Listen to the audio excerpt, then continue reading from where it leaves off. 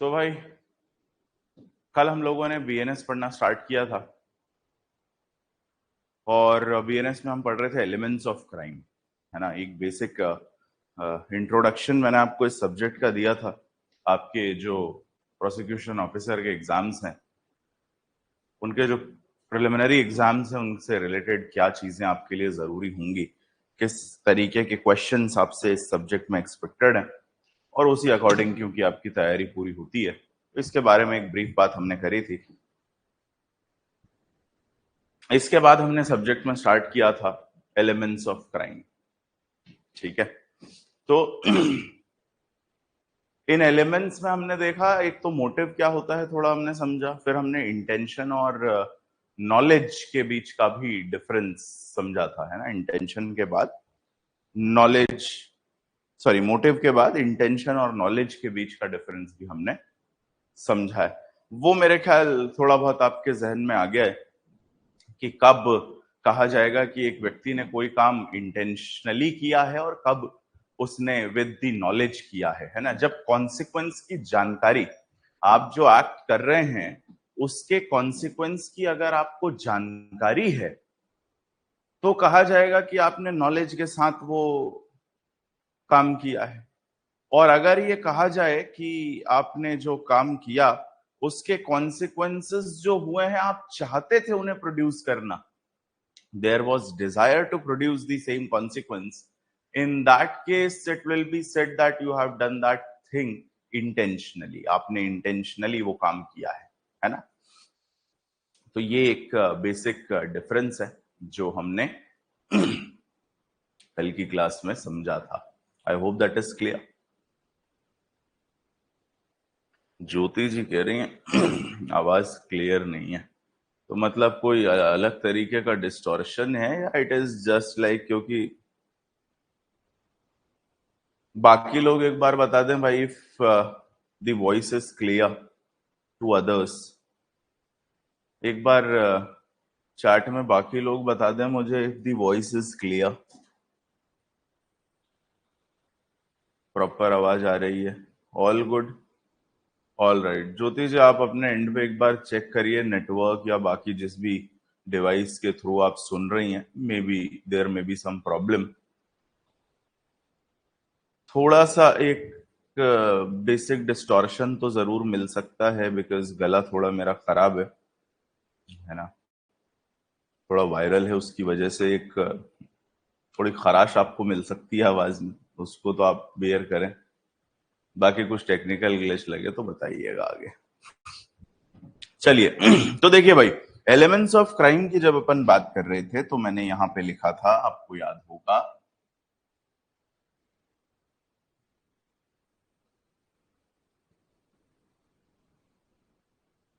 इसमें सबसे पहले मैंने लिखा था motive. The first thing that we will be studying is motive. इसके बाद इंटेंशन, और तीसरे नंबर पे आपका आता है नॉलेज, और फिर चौथे नंबर पे आता है रैशनेस, और पांचवें नंबर पे आता है नेग्लिजेंस। ये सब अलग अलग टर्मिनोलॉजीज हैं जो अलग अलग स्टेट ऑफ माइंड बताती हैं, और इन्हीं से कॉन्स्टिट्यूट होता है आपका मेंस रिया। इसको एलिमेंट्स ऑफ क्राइम की जगह में लिख देता हूं मेंस रिया, क्योंकि एलिमेंट्स ऑफ क्राइम में चार एलिमेंट्स हमने देखे: human body, actus reus, mens rea और इंजरी। तो ये मेंस रिया के एलिमेंट्स हैं बेसिकली। इनमें से motive is not N element of mens रिया, ये हमने कल डिस्कस कर लिया था। मोटिव कभी भी as an element of crime consider नहीं किया जाता है ना, it is not considered as an element of crime. लेकिन बाकी के जो चार एलिमेंट हैं, ये एज एन एलिमेंट कंसीडर होते हैं। इंटेंशन नॉलेज के बीच का डिफरेंस हमने समझ लिया था। Before we move on further, एक एग्जाम्पल और आपके साथ शेयर करना है मुझे, जिससे ये इंटेंशन और मोटिव थोड़ा क्लियर हो, और इंटेंशन आगे इस स्टैट्यूट में किस तरीके से इस्तेमाल होगा, थोड़ा सा आपको उसके रिगार्डिंग भी आइडिया लग जाएगा। आप जब थेफ्ट वगैरह या दूसरे ऑफेंसेस अगेंस्ट प्रॉपर्टी के ऑफेंसेस पढ़ेंगे तो वहां एक टर्म देखने को मिलेगा, डिसऑनेस्टली। डिसऑनेस्टली का मतलब होता है, इस बात को यहीं समझ लीजिएगा, डिसऑनेस्टली का मतलब होता है विथ डिसऑनेस्ट इंटेंशन। और डिसऑनेस्टली का जो यहां मीनिंग दिया हुआ है इस डेफिनेशन क्लॉज में भी आप देखेंगे अभी आगे चल के सेक्शन 2 में, तो जब आपका इंटेंशन, अब ध्यान से मेरी बात सुनिएगा, अगर आपको इंटेंशन और नॉलेज समझ आ गया है तो फिर आप ध्यान से मेरी बात सुनिएगा कि इंटेंशन जब भी आपका किसी काम को करने के पीछे इंटेंशन,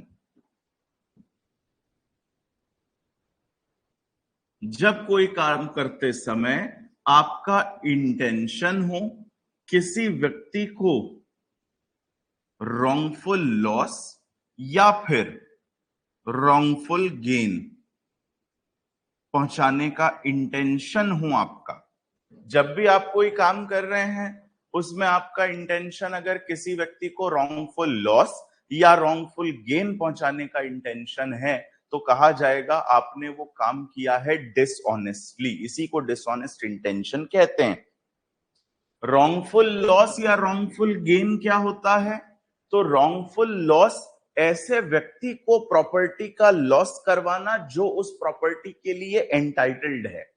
जो व्यक्ति लीगली एंटाइटल्ड है किसी प्रॉपर्टी के लिए, उसका अगर आप नुकसान करवाते हैं या उसको डिप्राइव करते हैं प्रॉपर्टी से, बेसिकली जो व्यक्ति एक प्रॉपर्टी के लिए एंटाइटल्ड है उसको प्रॉपर्टी से डिप्राइव करना। और रॉन्गफुल गेन का मतलब होता है ऐसा व्यक्ति जो उस प्रॉपर्टी के लिए एंटाइटल्ड नहीं है, उस पर्सन को आप प्रॉपर्टी गेन करवा दें या प्रॉपर्टी से कोई गेन करवा दें। जो लीगली उस प्रॉपर्टी के लिए एंटाइटल्ड नहीं है उसको प्रॉपर्टी से गेन करवा देना इज रॉन्गफुल गेन। तो ये है रॉन्गफुल गेन और रॉन्गफुल लॉस का मतलब। आप चाहे रॉन्गफुल गेन पहुंचाएं चाहे रॉन्गफुल लॉस पहुंचाएं या दोनों पहुंचाएं अपने एक्ट से, वो कहा जाएगा आपने डिसऑनेस्टली ये काम किया है। ठीक, आपने विद डिसऑनेस्ट इंटेंशन ये काम किया है। अब जरा ये मोटिव और इंटेंशन के बीच के अंतर को हमको समझना है। उसके लिए एक एग्जाम्पल से आप इस बात को समझिए कि जैसे मान लीजिए एक बहुत गरीब बच्चा है जिसको पढ़ने स्कूल जाना है, लेकिन द प्रॉब्लम है कि उसके पास फीस भरने के पैसे नहीं है। उसकी इच्छा बहुत है, होनहार छात्र है, उसको स्कूल में जाके पढ़ना है, लेकिन उसके पास फीस भरने के पैसे नहीं है। मैं भी उसके पास ही था, खड़ा हुआ था, मैंने देखा वो स्कूल के बाहर खड़ा है, देख रहा है बच्चों को स्कूल जाते, उसका बड़ा मन है, लेकिन उसके पास पैसे नहीं है कि वो फीस दे और स्कूल में पढ़ पाए। मेरे पास भी नहीं है, क्योंकि एक ही एपीओ का कोर्स लेके दो दो तीन तीन बच्चे पढ़ रहे हैं 5 बार देखने के चक्कर में, कि 5 बार एक वीडियो देख सकते हैं, इसलिए तीन तीन बच्चों ने एक ही कोर्स ले रखा है।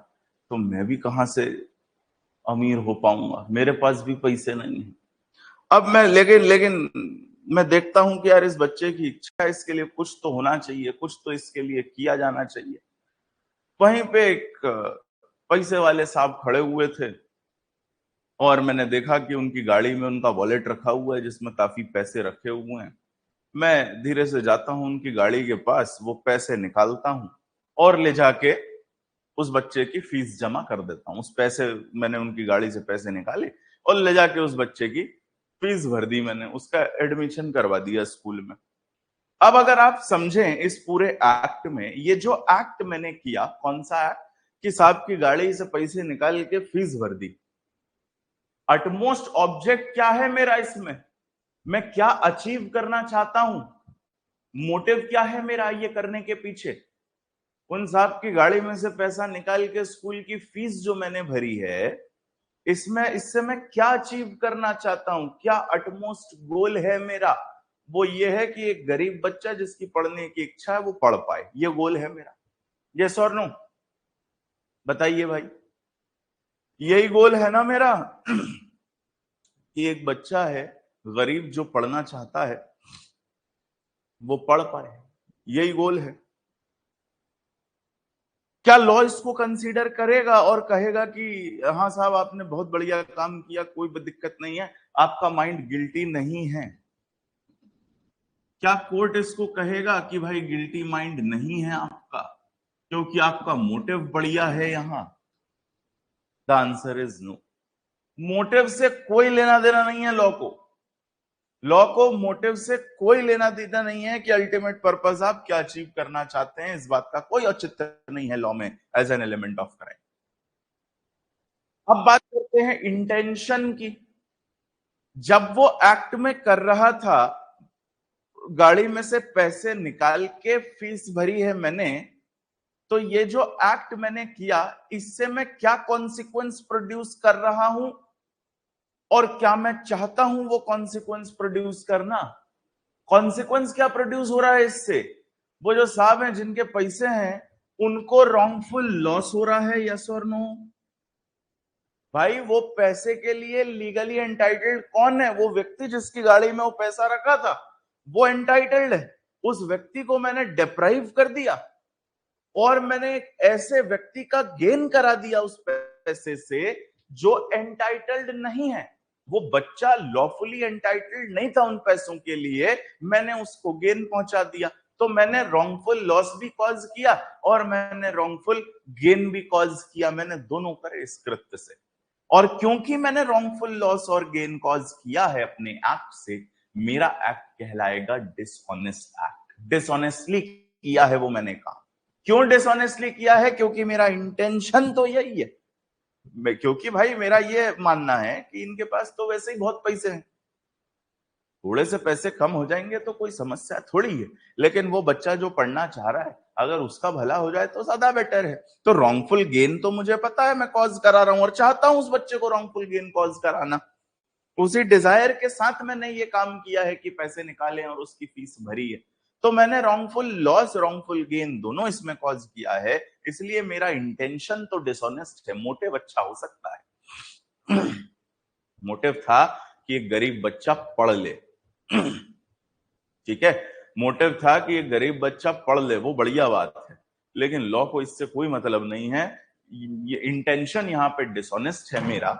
ये जो इंटेंशन है, ये इंटेंशन मेरा यहाँ पे डिसऑनेस्ट है और इस डिसऑनेस्ट इंटेंशन की वजह से मेरा माइंड गिल्टी है and I will be guilty of theft.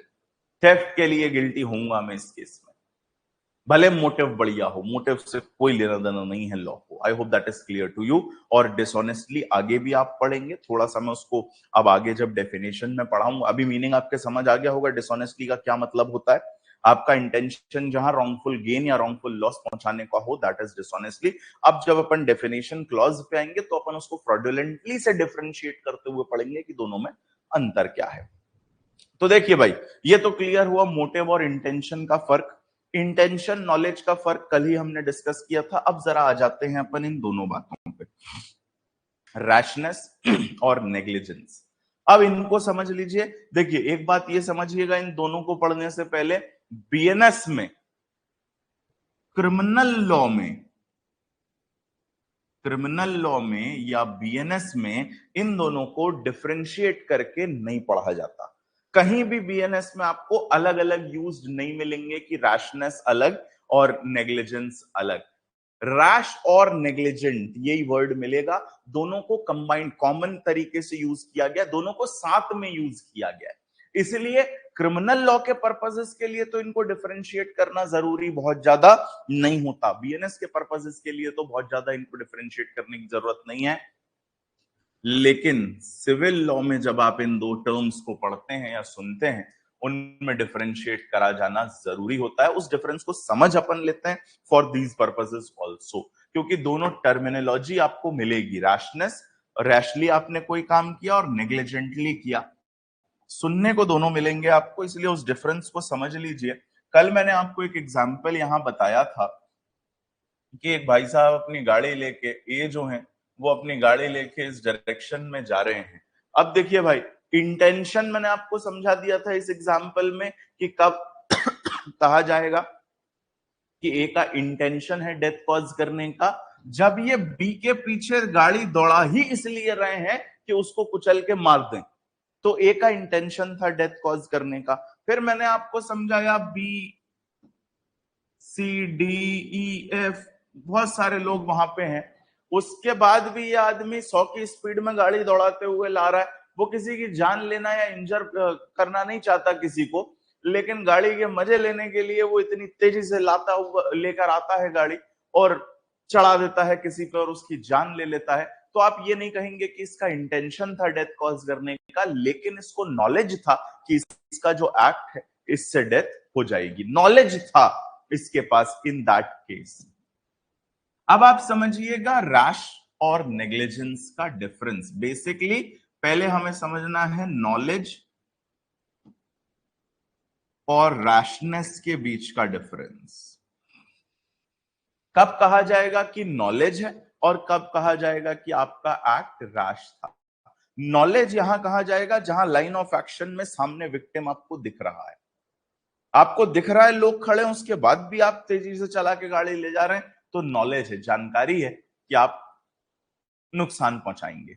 अब मान लीजिए एक सुनसान सड़क, अभी खाली है सड़क, सड़क ये खाली है, खाली सड़क पे आप 100-120 की स्पीड में गाड़ी दौड़ाते हुए ले जा रहे हैं और फिर यहां से कोई बंदा सामने आ जाता है, बी बीच में आता है और आप बी को उड़ा देते हैं। This is not knowledge. ये नॉलेज नहीं है कि आपको आपके एक्ट से किसी की डेथ हो सकती है, क्योंकि लाइन ऑफ एक्शन में विक्टिम था नहीं, इसलिए आप ये नहीं कह सकते कि नॉलेज था कि हम उड़ा देंगे ना, नॉलेज नहीं था यहाँ कि डेथ कॉज हो जाएगी या इंजरी हो जाएगी। लेकिन आपका जो एक्ट है ना, खाली सड़क पे भी 120 की स्पीड में गाड़ी दौड़ देगी, हाईवे है जहां स्पीड लिमिट वही होती है, वो बात अलग है। लेकिन आप एक नॉर्मल शहर की सड़क जहां मान लीजिए नॉर्मली क्राउडेड रहता है, आज क्राउड नहीं है, वहां पूरी सुनसान पड़ी है, मान लीजिए संडे का दिन है, जनरली आप देखते हैं शहर की सड़कें संडे को खाली रहती, अदरवाइज वो सड़कें भरी रहती हैं और वहां ये स्पीड अलाउड ही नहीं है 100-120, क्योंकि वो रेजिडेंशियल एरिया है, वहां आसपास पब्लिक रहती है। लेकिन आज खाली है तो आपने दौड़ा दी 100-120 और ऐसे में एक बंदा बीच में आया और आपने उसको उड़ा दिया, so your act will be called as rash. Rashly गाड़ी चला रहे थे आप। I hope you getting this. इस केस में नॉलेज से भी कम डिग्री है आपके गिल्टी माइंड, नॉलेज से थोड़ी कम, क्योंकि नॉलेज में जानकारी होती है, लाइन ऑफ एक्शन में बंदा होता है। अब समझिए जरा, ये तो रैशनेस हो गई। रैशनेस के अलावा अब एक और टर्म यहां पे जो है that is negligence. Negligence rashness से भी कम डिग्री है मेंसरिया की। इसमें यह है भाई कि आप जो चल रहे हैं एक एवरेज स्पीड पे चल रहे हैं, आप बहुत हाई स्पीड में गाड़ी नहीं दौड़ा रहे हैं 100-120 पे, नहीं, आप 50-60 की एवरेज स्पीड में चल रहे हैं, जो कि एक वाजिब स्पीड है, 50-60 की स्पीड में आप चल रहे थे। लेकिन for a fraction of second आपका ध्यान हटा सामने से और इतने में एक व्यक्ति यहां बीच में आया और आपने उसको उड़ा दिया। आपने चलाते चलाते for a fraction of second अपना फोन देख लिया कि लाओ पॉपअप में पढ़ ले ऊपर से किसका मैसेज है, आपने इतना से किया, इतने में कोई सामने आया, उड़ा दिया। अब देखिए नेग्लिजेंस का मतलब क्या होता है, थोड़ा सा समझना। नेग्लिजेंस का मतलब होता है लैक ऑफ ड्यू केयर। ये गुड फेथ का उल्टा होता है। गुड फेथ मतलब कोई काम जब आप with due care and caution करते हैं, उस काम, ड्यू केयर का मतलब होता है उस काम को करने के लिए कितनी केयर की जरूरत है, क्या स्टैंडर्ड ऑफ केयर रिक्वायर्ड है, उससे कम अगर आपने केयर ली है तो आप नेग्लिजेंट है। रैश नहीं है, रैश में थोड़ा और एड ऑन हो जाता है कि आप और तेजी में दौड़ा रहे हैं गाड़ी, वो थोड़ा एड ऑन हो जाता है। नेग्लिजेंस इज जितनी केयर एक प्रूडेंट पर्सन से उस पर्टिकुलर सर्कमस्टांसेस में एक्सपेक्टेड है, उससे कम केयर आपने ली है, दैट इज नेग्लिजेंस। और गुड फेथ इसी का उल्टा होता है कि जो ड्यू केयर एंड कॉशन है वो आपने लिया है, तो that is good faith. Good faith का उल्टा नेग्लिजेंस। तो नेग्लिजेंस कब कहा जाएगा, जब आप 50-60 की एवरेज स्पीड में ही चल रहे हैं, लेकिन for a fraction of second आपका ध्यान हटा और इतने में एक व्यक्ति सामने आ गया और आपने उसको उड़ा दिया, तो आपका एक्ट कहा जाएगा नेग्लिजेंट एक्ट। अब देखिए मैंने आपसे कहा क्रिमिनल लॉ में आपको ये डिफरेंस बहुत ज्यादा देखने नहीं मिलेगा, ये दोनों साथ में यूज हो जाते हैं, चाहे रैश हो चाहे नेग्लिजेंस हो, कॉन्सिक्वेंस एक ही है, पनिशमेंट उसके लिए सिमिलर ही मिलेगा।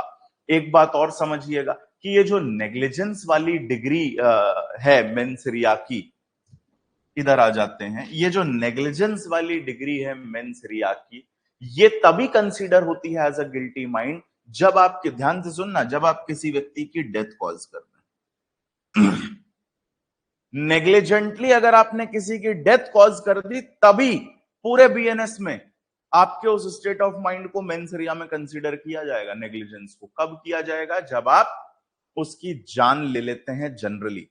बाकी किसी तरीके का अगर ह्यूमन बॉडी को आप नुकसान या प्रॉपर्टी को नुकसान पहुंचाते हैं नेग्लिजेंटली, वो जनरली कंसीडर नहीं होता। नेग्लिजेंट और मैलिग्नेंट एक्ट, बेसिकली नेग्लिजेंट और रैश एक्ट आपको देखने को मिलेगा डेथ कॉज करने में, और नेग्लिजेंस और मैलिग्नेंट एक्ट आपको मिलेगा पब्लिक न्यूसेंस में। कुछ जगह, बहुत कम जगह आपको negligence as a state of mind देखने को मिलेगी गिल्टी माइंड, जनरली नहीं मिलेगी। ऑफेंसेस अगेंस्ट प्रॉपर्टी आप देखिए, ऑफेंसेस अगेंस्ट ह्यूमन बॉडी आप देखिए, वहां सब जगह इंटेंशन या नॉलेज मिलेगा। इन दोनों में से कुछ एक होना चाहिए, तभी आप गिल्टी हैं अपने एक्ट के लिए। जैसे मैंने आपको एग्जांपल बताया था ना कि मोबाइल फोन पकड़ा हुआ है मैंने देखने के लिए और बाय मिस्टेक स्लिप हो गया और गिर गया नीचे, I am not guilty. Criminal liability नहीं बनेगी, सिविल में लाइबिलिटी बनेगी बिल्कुल। नेग्लिजेंस अपने आप में टॉर्ट होता है, नेग्लिजेंस अपने आप में टॉर्ट होता है, कॉम्पनसेशन पे करना पड़ेगा मुझे आपको उस फोन के टूटने का, पनिशमेंट नहीं मिलेगा मेरे को।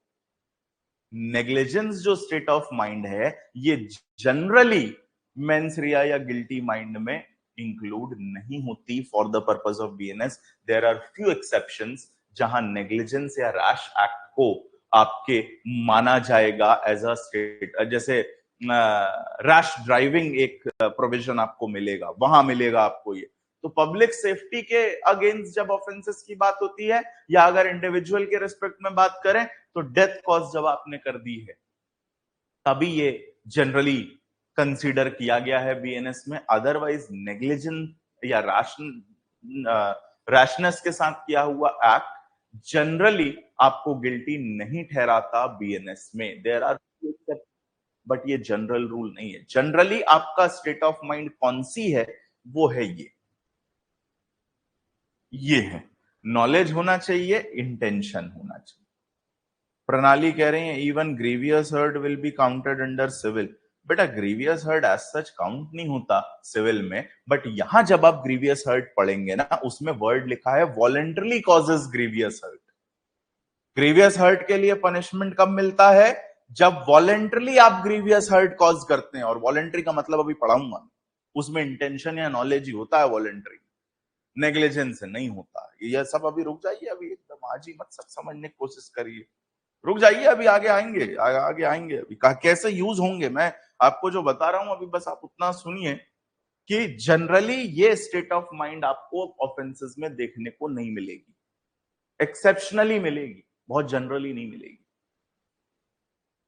ठीक, जनरली आपको ये दो ही मिलेंगे, एक इंटेंशन और एक नॉलेज। रैश समझ में नहीं आया, निर्भय कह रहा है। देखो बेटा, रैश और नेग्लिजेंस में डिफरेंस ये है, रैश एक्ट हम तब कहते हैं जब आपने ड्यू केयर तो नहीं ही ली, जितनी केयर लेनी चाहिए कि गाड़ी चलाते समय आपको क्या क्या केयर लेनी चाहिए सड़क पे। निर्भय ध्यान से सुनना 2 मिनट मेरी बात। जब आप गाड़ी चला रहे हैं सड़क पे, आपसे एक्सपेक्टेड है आपकी स्पीड नियंत्रित हो, जो एवरेज स्पीड वहां चलने की है वो हो 50-60 की स्पीड, 50-60 में आप चल रहे हैं अगर, प्लस आपका ध्यान वहीं होना चाहिए, इधर उधर नहीं होना चाहिए, मोबाइल चलाने में ध्यान नहीं होना चाहिए, सड़क पे ध्यान होना चाहिए। That is the due care what is expected from a person. अगर इसमें से कुछ भी मिसिंग है तो दैट इज नेग्लिजेंस। अगर जितनी केयर चाहिए उससे कम आपने केयर ले रखी है तो दैट इज नेग्लिजेंस। तो भाई आपकी स्पीड नियंत्रित होनी चाहिए, आपका ध्यान सड़क पे होना चाहिए। अगर आपका ध्यान हटा, वो लिखा रहता ना, नजर हटी दुर्घटना घटी, तो बस वो नेग्लिजेंस है। रैश में आप अपनी तरफ से थोड़ा और ऐड ऑन कर देते हैं, ध्यान से तो गाड़ी नहीं चला रहे हैं और 120 में दौड़ा रहे हैं, ध्यान से तो आप गाड़ी नहीं चला रहे हैं, तेज गाना चल रहा है, 4 दोस्त बैठे हैं, बतौले चल रहे हैं, उसमें इधर उधर देख रहे हैं, ये तो कर ही रहे हैं, स्पीड भी 120 है, ताकि अगर कभी बाई चांस कुछ सामने आ जाए तो कंट्रोल भी ना हो गाड़ी। That is rash. नेग्लिजेंस से थोड़ा ज्यादा जब आप अपनी तरफ से एड ऑन कर देते हैं चीजों में थोड़ा, तो आपका एक्ट रैशनेस की कैटेगरी में आ जाता है। जैसे आप अगर इसको सिविल के रिस्पेक्ट में देखें तो नेग्लिजेंस अपने आप में एक टॉर्ट है। जैसे मान लीजिए, हो सकता है आपने थोड़ा बहुत शायद पढ़ा हो टॉर्ट, तो आप जानते हैं कि आपको अपने प्रमाइसेस को फिट रखने की जिम्मेदारी आपके ऊपर होती है। आपके ऊपर जिम्मेदारी है कि आप अपने प्रमाइसेस को एक फिट कंडीशन में रखें। कोई व्यक्ति जो लीगली एंटाइटल्ड है आपके प्रमाइसेस में आने के लिए, अगर वो आपके प्रमाइस में आता है और आपकी गलती की वजह से उसको कुछ नुकसान हो जाता है, तो उसके लिए आप लायबल होते हैं। तो यहां समझिएगा नेग्लिजेंस और रैशनेस। नेग्लिजेंस कि जितनी केयर वहां मेंटेन जिस हिसाब से रहना चाहिए था वैसा नहीं है। जैसे मान लीजिए सीढ़ियां हैं, फर्स्ट फ्लोर पे मैं रहता हूं, स्टेयरकेस है, अब वो स्टेयर्स डैमेज हैं, उसमें पकड़ने के लिए रेलिंग नहीं है, ये सब तो है ही नेग्लिजेंस। साथ में मैंने कुछ और भी कर दिया, उस पर पानी फैला रखा है, ये रैश एक्ट हो गया। अब वो सिर्फ नेग्लिजेंस नहीं रहा, वो रैश हो गया क्योंकि मैंने पानी भी डाल रखा उसमें, या उस पर मिट्टी फैला रखी जिसपे पैर स्लिप होने की पूरी संभावना व्यक्ति के। तो मेरा एक्ट नेग्लिजेंस से बढ़ के रैशनेस की तरफ चला गया। That's the basic difference. लेकिन क्रिमिनल में उतना ज्यादा अलग अलग यूज नहीं होता, इसलिए यहां बहुत जरूरी नहीं है।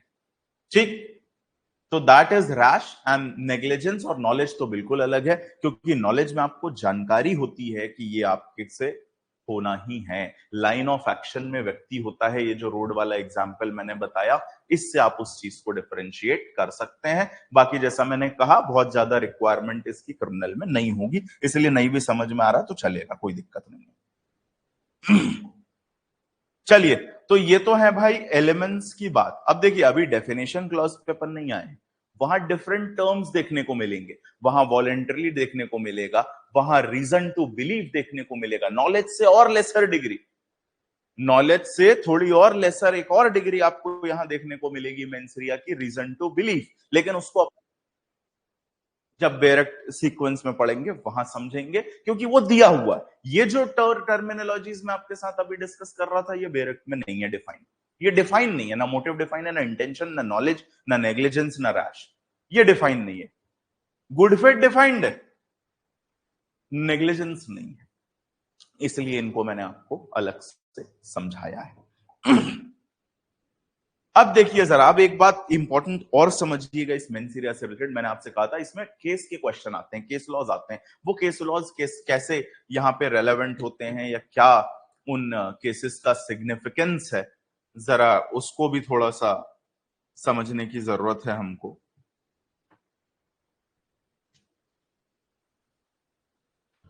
तो देखिए, केसेस की कहानी पहले समझ लीजिए कि क्यों केसेस यहाँ पे बात हुई, क्यों उनका रेलेवेंस अपन लेंगे, वो थोड़ा सा आप समझ लीजिए, ताकि बाकी फिर चीजें आपको खुद ब खुद काफी हद तक क्लियर हो जाएंगी। एक बार अगर आपको वो समझ में आ गया उनका रेलेवेंस, बेसिकली कि क्या रेलेवेंस है, तो फिर आप थोड़ा सा बेहतर पोजीशन में आ जाएंगे उन केसेस को समझने के लिए। अब देखिए, अभी इतनी देर से जो हम डिस्कस कर रहे थे यहाँ पे कि मेंस रिया जो है वो होना चाहिए ऑफेंस में, हमने जनरल रूल यही पढ़ा कि सिर्फ आपका जो एक्ट होता है, हमने जनरल रूल यही पढ़ा है कि सिर्फ आपका जो एक्ट होता है अपने आप में, फिजिकल एक्ट, वो कब गिल्ट, वो सिर्फ अगर गिल्टी है तो आप लायबल नहीं होते क्रिमिनल लाइबिलिटी में, बजाय इसके आपका माइंड भी गिल्टी होना जरूरी है। और गिल्टी माइंड में ये टर्मिनोलॉजीज आती हैं, इसके अलावा भी आती हैं, अभी उनकी भी अपन आगे बात करेंगे। वॉलेंट्री की अपन बात करेंगे, जैसा मैंने बताया, रीजन टू बिलीव की अपन बात करेंगे, फ्रॉडुलेंटली एक टर्म आएगा डिसऑनेस्टली के साथ ही, उसकी बात करेंगे, उसका क्या मतलब है। तो ये सारी चीजें भी होना जरूरी है, सिर्फ गिल्टी एक्ट होने से कुछ नहीं होगा, है ना, ये जरूरी बात है, ये जनरल रूल है। अब बात आती है यहां पे कि भाई ये जो मेंसरिया की डॉक्ट्रीन है, ये टर्मिनोलॉजीज हैं, क्या ये दिमाग, जब भी आप एक ऑफेंस को इंटरप्रेट करेंगे, तो क्या ये दिमाग आपको खुद लगाना पड़ेगा कि भाई यहाँ पे माइंड गिल्टी है या नहीं, अपन देखें एक्ट में, या फिर जो डेफिनेशन ऑफेंस की दी हुई है, एक पर्टिकुलर डेफिनेशन में जो एसेंशियल दिए हुए हैं उन्हीं को एज इट इज अप्लाई करना है। वहीं से हमें देखना है कि जरूरत है या नहीं मेंस रिया की, या फिर अपना दिमाग भी लगाना है इसमें। ये एक सवाल आता है यहां जो कई बार केसेस में डिस्कस हुआ है। जरा एक बार 2 मिनट आगे मेरी ध्यान से बात सुनिएगा जो मैं आपको समझाना चाह रहा हूं। यहां बात यह है कि जब एक एक्ट कमिट हुआ, जैसे मान लीजिए मैंने ये एक्ट ही, जैसे मैंने अभी आपसे कहा कि मेरे हाथ से किसी व्यक्ति का मोबाइल फोन नेग्लिजेंटली गिर जाता है, मेरी कोई इंटेंशन नहीं है, मेरे पास कोई नॉलेज उस केस में नहीं है कि ये होने वाला है, बाय मिस्टेक मुझसे ये फोन गिर के स्लिप होके टूट जाता है। अब आप कहें कि साहब आपने मिसचीफ कमिट किया। मिसचीफ बेसिकली जैसे वहां आपने नुकसान किया तो सिविल लाइबिलिटी आपकी बनेगी डैमेज की। मिसचीफ एक ऑफेंस है, आईपीसी में भी था, बीएनएस में भी है। मिसचीफ में यह होता है कि आप जब किसी दूसरे की प्रॉपर्टी को डिस्ट्रॉय करके उसे नुकसान पहुंचाते हैं तो आप मिसचीफ का ऑफेंस कमिट करते हैं। अब आप अगर मिसचीफ की डेफिनेशन यहां देखेंगे ना, बीएनएस का बेरेक्ट उठा के, तो आपको समझ में आएगा कि वहां आपका इंटेंशन या नॉलेज होना चाहिए नुकसान पहुंचाने का। आपने किसी व्यक्ति की प्रॉपर्टी को डैमेज या डिस्ट्रॉय किया हो और उस प्रॉपर्टी को डिस्ट्रॉय करते समय आपका इंटेंशन या नॉलेज हो उस व्यक्ति को नुकसान पहुंचाने का, तब आप गिल्टी हैं। लेकिन यहां तो मेरा ना तो इंटेंशन था नुकसान पहुंचाने का, ना नॉलेज था कि मैं नुकसान पहुंचा दूंगा, तो क्या मैं गिल्टी नहीं हूं?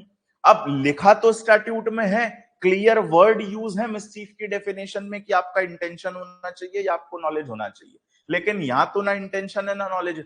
तो क्या कोर्ट अपने से ये बात अप्लाई करे कि भले ही ऑफेंस की डेफिनेशन में लिखा नहीं है लेकिन फिर भी हम तो मानेंगे क्योंकि हमने तो जनरल रूल पढ़ रखा भाई कि मेंस रिया होना चाहिए कुछ ना कुछ।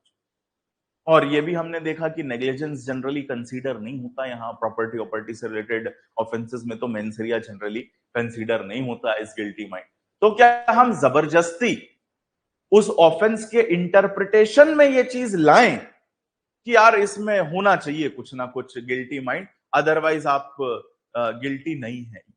क्या इस तरीके का इंटरप्रिटेशन अगर उस डेफिनेशन में क्लियर लिखा है कि ये वर्ड होने चाहिए, ये होने चाहिए, इंटेंशन होना चाहिए या नॉलेज होना चाहिए, क्या हम उसको एज इट इज इंटरप्रेट करें या फिर हम फैक्ट्स के हिसाब से या डेफिनेशन के हिसाब से कुछ दूसरी? जैसे कुछ ऐसे भी ऑफेंसेस आपको यहां मिलेंगे जिनमें ये टर्म यूज ही नहीं है। अब इसको समझिएगा, मेंस रिया जब हम बात करते हैं, देखिए एक चीज इसका बैकग्राउंड थोड़ा आपको समझना इसलिए जरूरी है कि पहले तो कोडिफाइड लॉज नहीं थे। आप मेरे ख्याल आप कोडिफाइड और नॉन कोडिफाइड लॉज में डिफरेंस तो समझते ही होंगे। कोडिफाइड मतलब जिन्हें स्टैट्यूट के फॉर्म में लिख दिया गया, जैसे भारतीय न्याय संहिता प्रोविजंस लिखे हुए हैं एक स्टैट्यूट में, लेकिन tort is a non codified law, वो प्रेसिडेंट्स के बेसिस पे चलता है, उसका कोई एक्ट नहीं है, कोई स्टैट्यूट नहीं है, उसका जजमेंट जो आए उनके बेसिस पे चलता है वो पूरा लॉ, प्रेसिडेंट्स के बेसिस पे। कोडिफाइड मतलब आपने लिख दिया, लॉज को ग्रेजुअली सबको कोडिफाई कर दिया गया है। टॉर्ट में पहले बहुत सारी चीजें आती थी, उनमें से बहुत सारे लॉज ऑलरेडी कोडिफाई कर दिए गए। कोडिफाई करने का रीजन क्या है? यूनिफॉर्मिटी आ जाती है। प्रेसिडेंट्स पे जब लॉज चलते हैं तो थोड़ी सी वेगनेस रहती है, बहुत क्लैरिटी नहीं होती, यूनिफॉर्मिटी नहीं होती। लेकिन जब लॉज को कोडिफाई कर दिया जाता है, लिख दिया जाता है, तो उसमें थोड़ी सी यूनिफॉर्मिटी आ जाती है, एक जैसी एप्लीकेबिलिटी उसकी हो जाती है, फायदा है कोडिफाइड लॉज का। तो अब एक सवाल यहां पे यह अराइज होता है कि जब कोडिफाइड लॉज में हम मेंस रिया की बात कर रहे हैं, कौन से लॉज में? कोडिफाइड लॉज में जब हम मेंस रिया की बात करेंगे तो अब दो सिचुएशन होंगी, या तो एक स्पेसिफिक गिल्टी माइंड की एक गिल्टी माइंड की रिक्वायरमेंट एक्सप्रेस होगी, एक्सप्रेस प्रोविजन होगा उस डेफिनेशन में। एक्सप्रेस में क्या होगा? या तो क्लियर होगा कि भैया इंटेंशन होना चाहिए, ये लिखा होगा, या फिर ये लिखा होगा कि भाई साहब आपके पास नॉलेज होना चाहिए पर्टिकुलर ऑफेंस कमिट करने का या पर्टिकुलर कॉन्सिक्वेंस प्रोड्यूस करने का नॉलेज होना चाहिए। ऐसे टर्म्स कि वॉलेंटरली आप करें, रीजन टू बिलीव हो, ये टर्मिनोलॉजी जब यूज होती है तो इसका मतलब आपने मेंस रे की डॉक्ट्रिन को एक्सप्रेसली प्रोवाइड कर दिया वहां कि ये रिक्वायरमेंट है, ये होगा तो ही वो ऑफेंस है, अदरवाइज वो ऑफेंस नहीं है। कई बार ऐसा भी होता है स्टैट्यूट में, there are no express provision, no express provision, लिखा नहीं होता कि कोई गिल्टी माइंड जरूरी है, लेकिन क्योंकि हमने पढ़ा है कि गिल्टी माइंड चाहिए होता है तो हम अपने से दिमाग लगाते हैं। कोर्ट्स कई बार ये कहते हैं कि नहीं साहब, वो तो भले ही लिखा नहीं है स्टैट्यूट की डेफिनेशन में कोई टर्म जो गिल्टी माइंड को दर्शाए, लेकिन फिर भी होना चाहिए।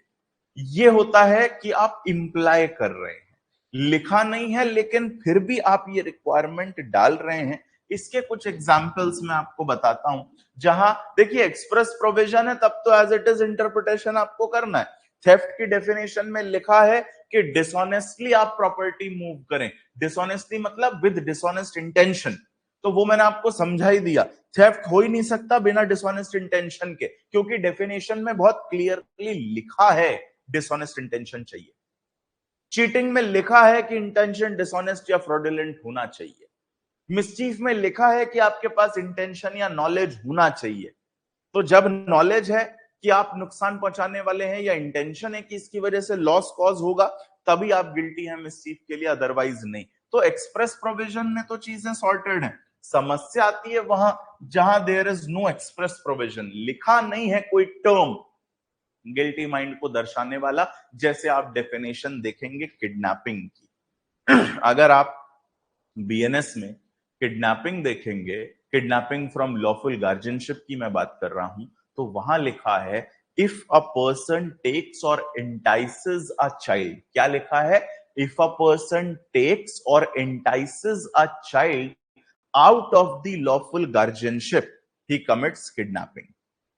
क्या लिखा है उसमें? अगर आप किसी बच्चे को उसके लॉफुल गार्जियनशिप से बाहर ले जाते हैं, एंटाइस करते हैं लालच देके, या फिर any other by any other mode आप उसे लॉफुल गार्जियनशिप से बाहर ले जाते हैं, तो आप किडनैपिंग कर देते हैं।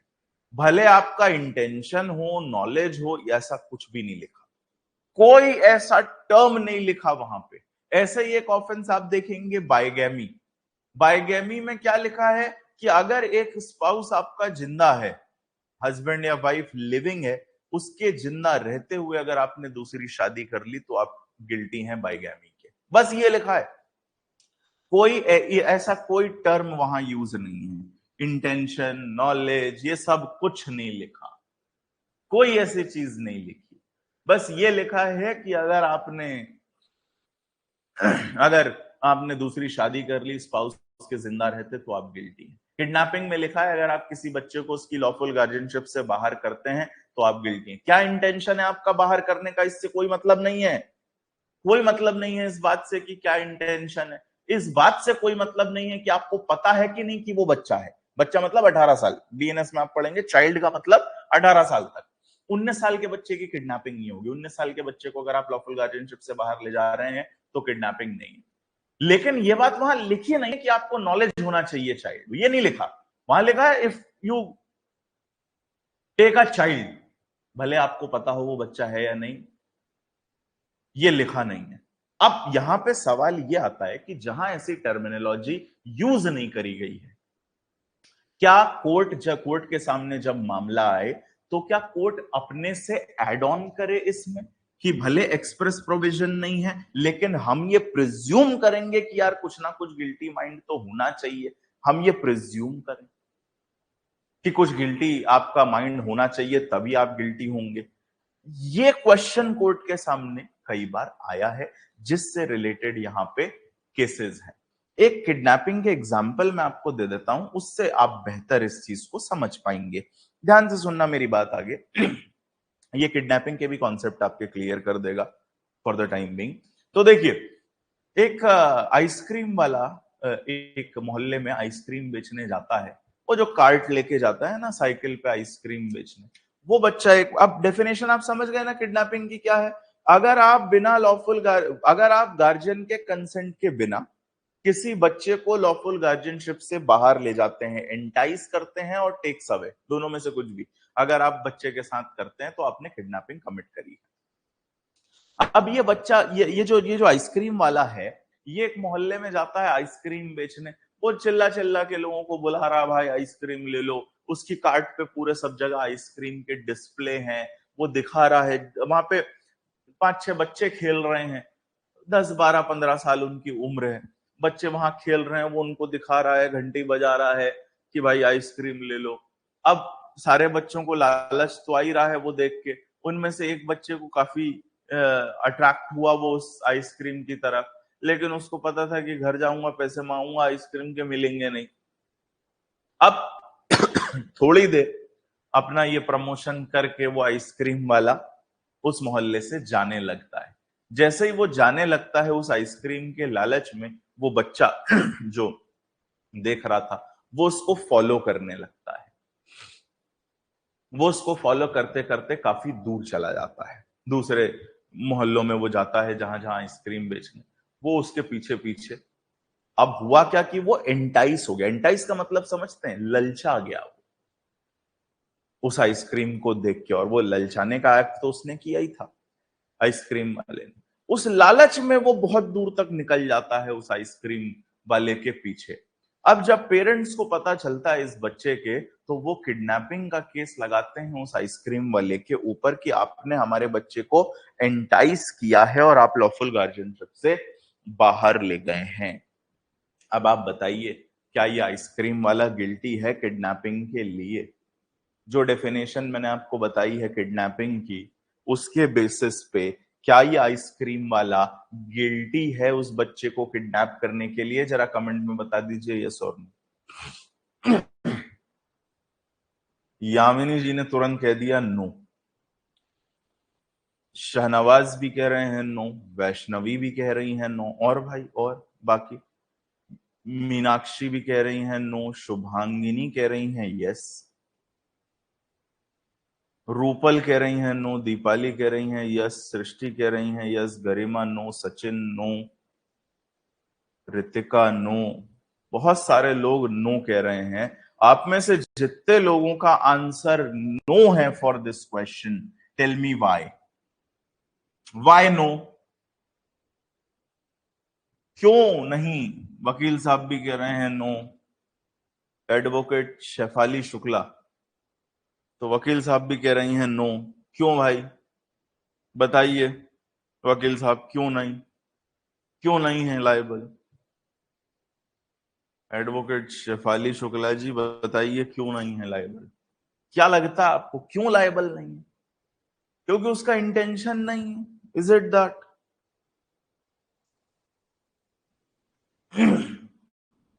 बताइए, यहीं से क्लियर हो जाएगा ये जो मेंसरियक कहानी मैं आपको बताने जा रहा हूं आगे केस में साहब।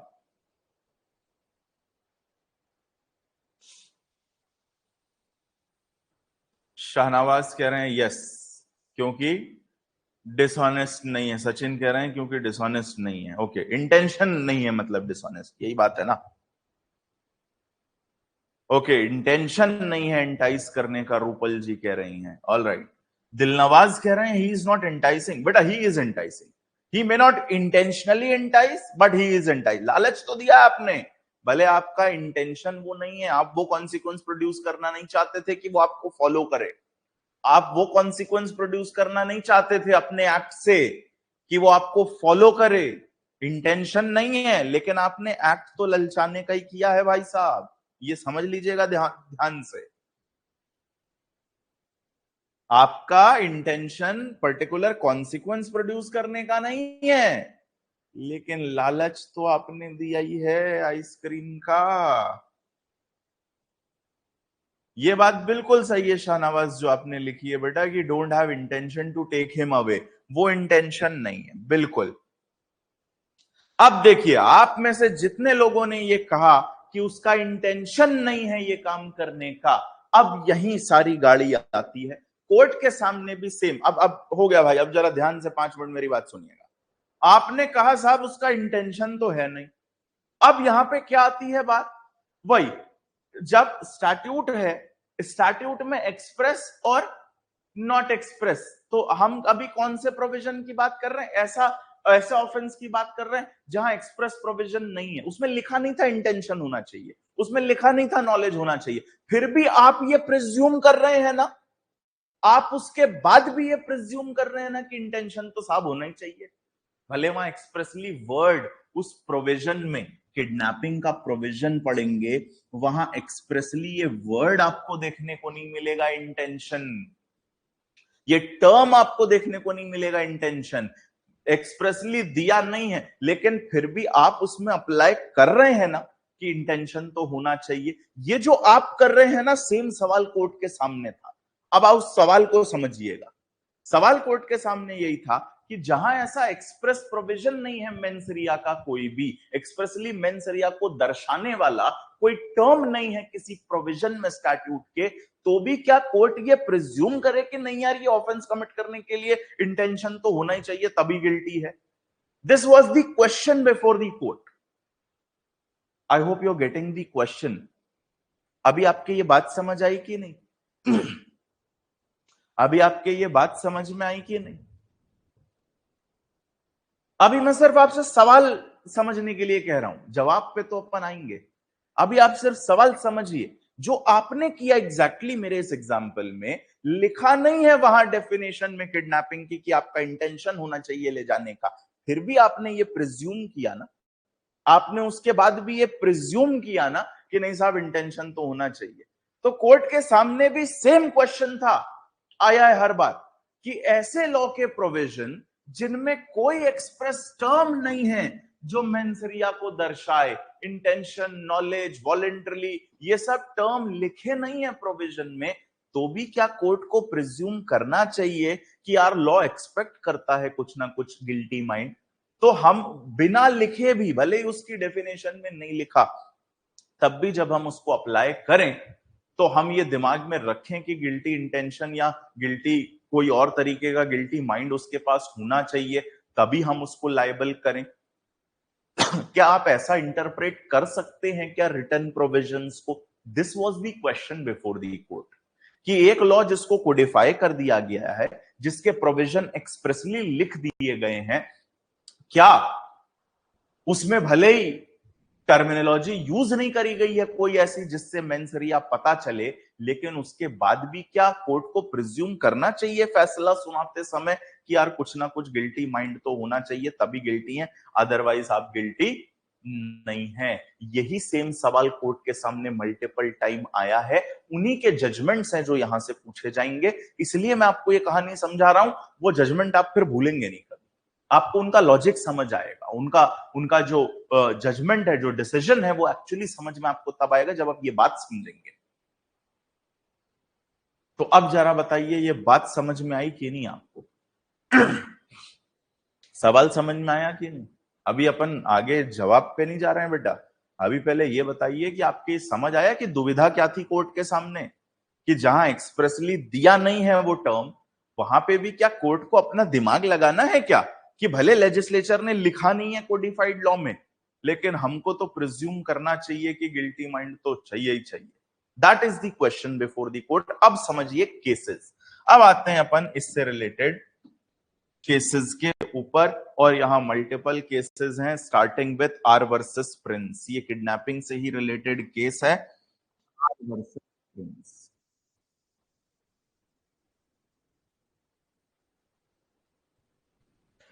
आर वर्सेस प्रिंस में ये होता है कि एक व्यक्ति है जिनकी उम्र 20-25 साल है, ये एक दूसरी पर्सन को लेकर चले जाते हैं, ये एक 18 साल की लड़की को अपने साथ लेकर चले जाते हैं, 18 साल से कम की लड़की को, सॉरी 18 साल से कम की लड़की को ये अपने साथ लेकर चले जाते हैं प्रिंस भाई साहब जो हैं।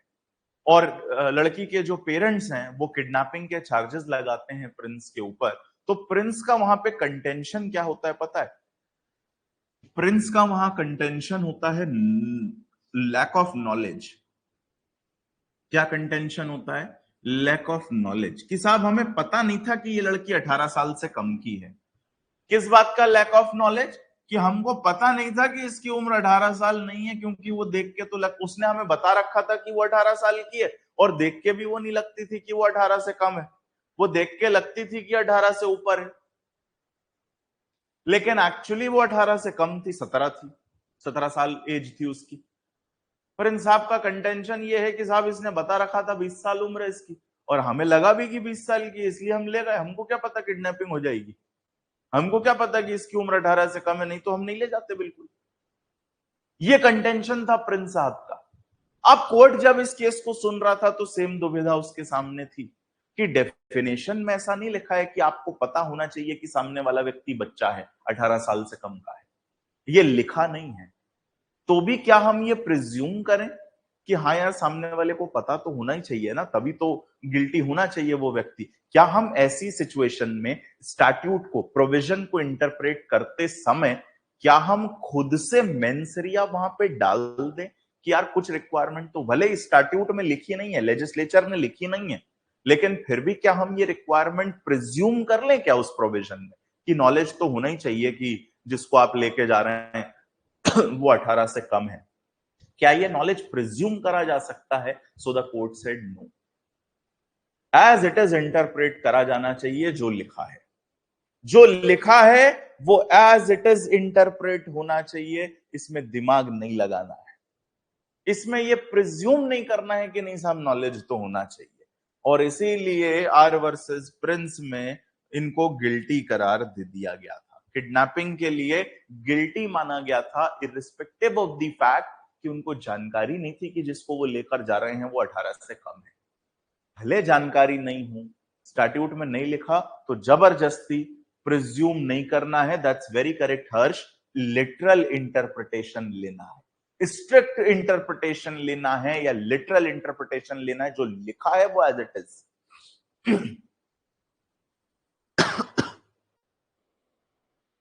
जो लिखा है वही एज इट इज आपको इंटरप्रेट करना है और अप्लाई करना है, दिमाग नहीं लगाना है। That's what was held in R versus Prince. इसके बाद एक केस आया आर वर्सेस टॉल्सन। एक और ये सारे केस इंपॉर्टेंट हैं भाई, जो मैं आपके साथ डिस्कस कर रहा हूं, ये वही केसेस हैं जो फ्रीक्वेंटली एग्जाम्स में पूछे गए हैं मेंसरिया से रिलेटेड। इनमें सवाल अलग अलग आते हैं। कई बार ये आ जाएगा कि भाई क्या हुआ इस केस में, वो भी आ सकता है कि गिल्टी हुआ नहीं हुआ, किस चीज से रिलेटेड है, किस डॉक्ट्रिन से या किस टॉपिक से रिलेटेड है, ये भी। तो आपने जब इसको थोड़ा सा डेप्थ में समझ लिया तो फिर मेरे ख्याल से आपको ये सब प्रॉब्लम नहीं आएगी, ना आपको इन्हें याद रखने में कोई प्रॉब्लम आएगी, है ना। अब देखिए आर वर्सेस टॉल्सन का जो केस था, आर वर्सेस टॉल्सन में क्या हुआ था कि there was a Mrs Tolson, mister and Mrs Tolson were there. ये जो मिसेस टॉल्सन थी, होता यह है कि इसमें जो मिस्टर टॉल्सन होते हैं वो कुछ सालों से लापता हैं। 3 साल हो गए, उनके वेयर अबाउट्स की कोई जानकारी नहीं है कि वो कहाँ हैं, जिंदा है नहीं है, इस बात की कोई जानकारी नहीं है 3-4 साल होने के बाद भी। अब मिसेस टॉल्सन जो है 3-4 साल से वो ऐसे ही जी रही थी। फिर मिसेस टॉल्सन को लगा कि यार हस्बैंड तो, उन्हें लगा कि हस्बैंड अब इस दुनिया में रहे नहीं है, अब आने की संभावना नहीं है, क्योंकि 4 साल से उनका कोई अता पता नहीं चल पा रहा है, इसलिए संभावना है कि वो निपट चुके हैं। इस प्रिजम्पशन के साथ या इस माइंडसेट के साथ मिसेस टॉल्सन दूसरी शादी कर लेती है, दूसरी शादी कर लेती हैं 4 साल बाद ही। जनरली अगर आप लॉ देखेंगे, लॉ क्या कहता है, किसी व्यक्ति के अगर 7 साल तक वेयर अबाउट्स का पता नहीं है, 7 इयर्स, तब यह प्रिजम्पशन है कि वो व्यक्ति मर चुका है। लॉ का प्रिजम्पशन क्या है कि कोई व्यक्ति मर चुका है, कब होता है, जब 7 साल तक उसका अता पता ना हो, तब यह प्रिजम्पशन होता है कि वो मर चुका है। अभी 3-4 साल ही हुए थे, लेकिन मिसेस टॉल्सन ने गुड फेथ में अपनी तरफ से पूरी उनने कोशिश करी, ड्यू केयर एंड क्वेश्चन था, सब जो संभव हो सकता है उन्होंने वो प्रयास किया मिस्टर टॉल्सन को ढूंढने का, उनके बारे में जानने का, लेकिन कुछ मिल नहीं पाया उनको। थक हार के 3-4 साल बाद वो शादी कर लेती हैं दूसरी, और जब वो शादी कर लेती हैं उसके कुछ समय बाद ही, 6 महीने बाद ही पता चलता है, 3 महीने बाद ही पता चलता है कि मिस्टर टॉल्सन जिंदा है। वो आ जाते हैं, मिस्टर टॉल्सन आ जाते हैं थोड़े समय बाद ही, और अब मिसेस टॉल्सन के ऊपर केस लगता है बाइगेमी का।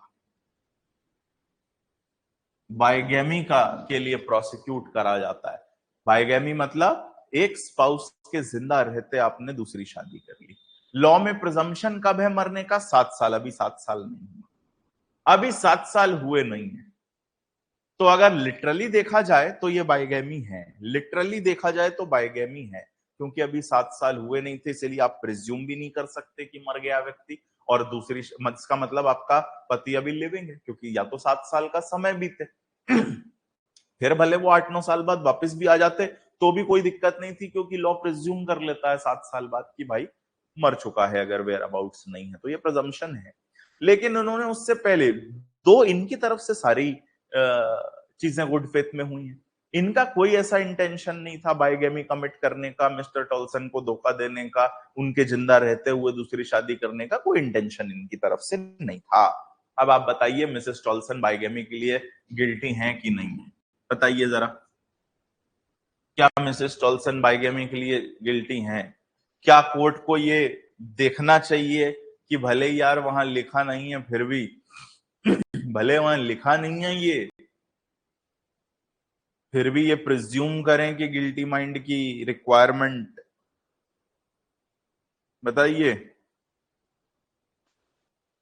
तो अगर लिटरली देखा जाए तो बिल्कुल गिल्टी होनी चाहिए मिसेस टॉल्सन। लिटरली देखा जाए तो मिसेस टॉल्सन तो गिल्टी है ना? लेकिन कोर्ट ने यहां अलग इंटरप्रिटेशन दे दिया।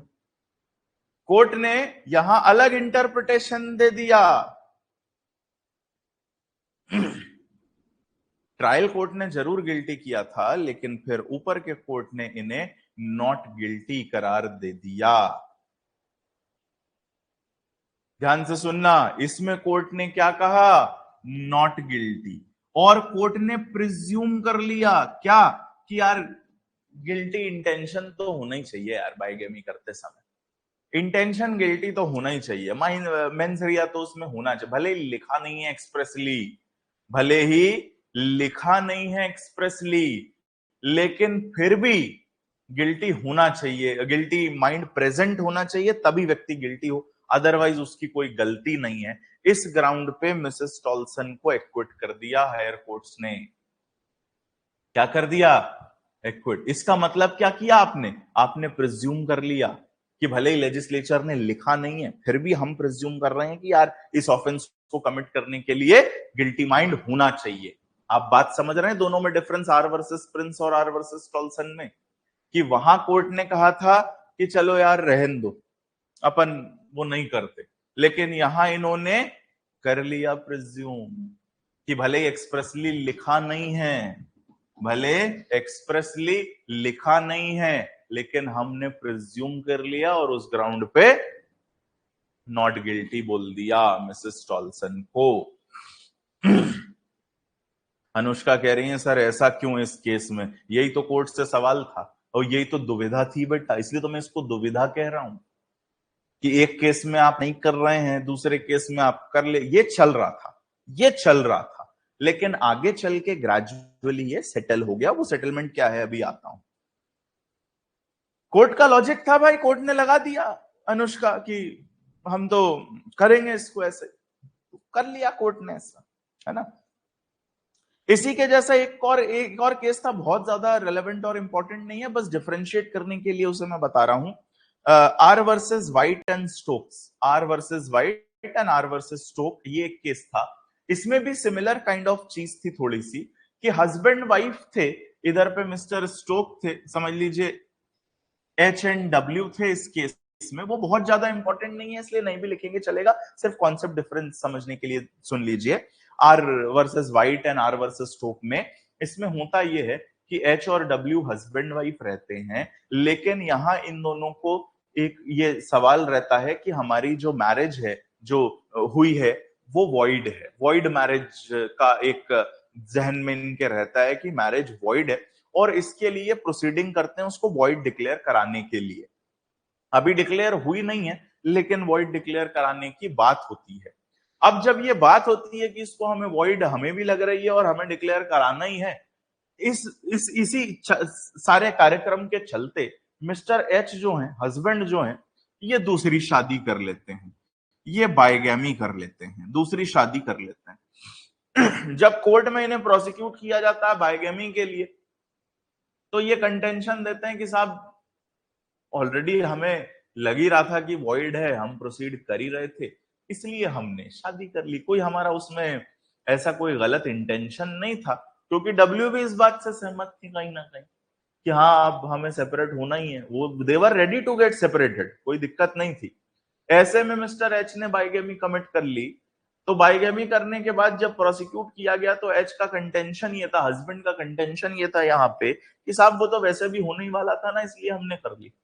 अब यहाँ पे भी सेम सवाल आता है, अगर लिटरली देखा जाए तो बाइगेमी कहती है कि एक स्पाउस के जिंदा रहते अगर आपने दूसरी शादी कर ली तो बाइगेमी है, तो लिटरली तो है बाइगेमी। लेकिन क्योंकि दोनों के बीच में भी सेटलमेंट है, सब है, तो होना तो नहीं चाहिए इस केस में। लेकिन कोर्ट ने एच को गिल्टी बोल दिया। इस केस में एच को गिल्टी करार दे दिया गया। टॉल्सन में कोर्ट ने कहा यार उनकी तरफ से कोई गलती नहीं थी, ड्यू केयर कॉशन थी, इसलिए हमने छोड़ दिया। इसमें नहीं छोड़ेंगे क्योंकि तुम्हें पता तो है ना कि अभी नहीं हुई है, हो जाने देते, थोड़ा सब्र रख लेते, इतनी क्या जल्दी हो रही थी। यहां पे इन्होंने मना कर दिया। अब यही विरोधाभास आ गया, यही कंट्रोवर्सी आ गई कि कहीं आप प्रिज्यूम कर लेते हैं लिखा नहीं है तो भी, किसी केस में आप कहते हैं प्रिज्यूम नहीं करेंगे। तो ये क्या है कि यूनिफॉर्मिटी नहीं है, और इसीलिए कोडिफाइड लॉज होते हैं। इस यूनिफॉर्मिटी को लाने के लिए तो इन चीजों को आगे चल के फिर ग्रेजुअली इसको बाद में फिर सेटल करा गया। एक और केस इसी से रिलेटेड है जो कि इंपॉर्टेंट है, ये तो आप समझ ही रहे हैं तीनों। एक और केस इससे रिलेटेड है, Shiraj versus Deretsen, that is also एक an important case. Shiraj versus डीरेटसन।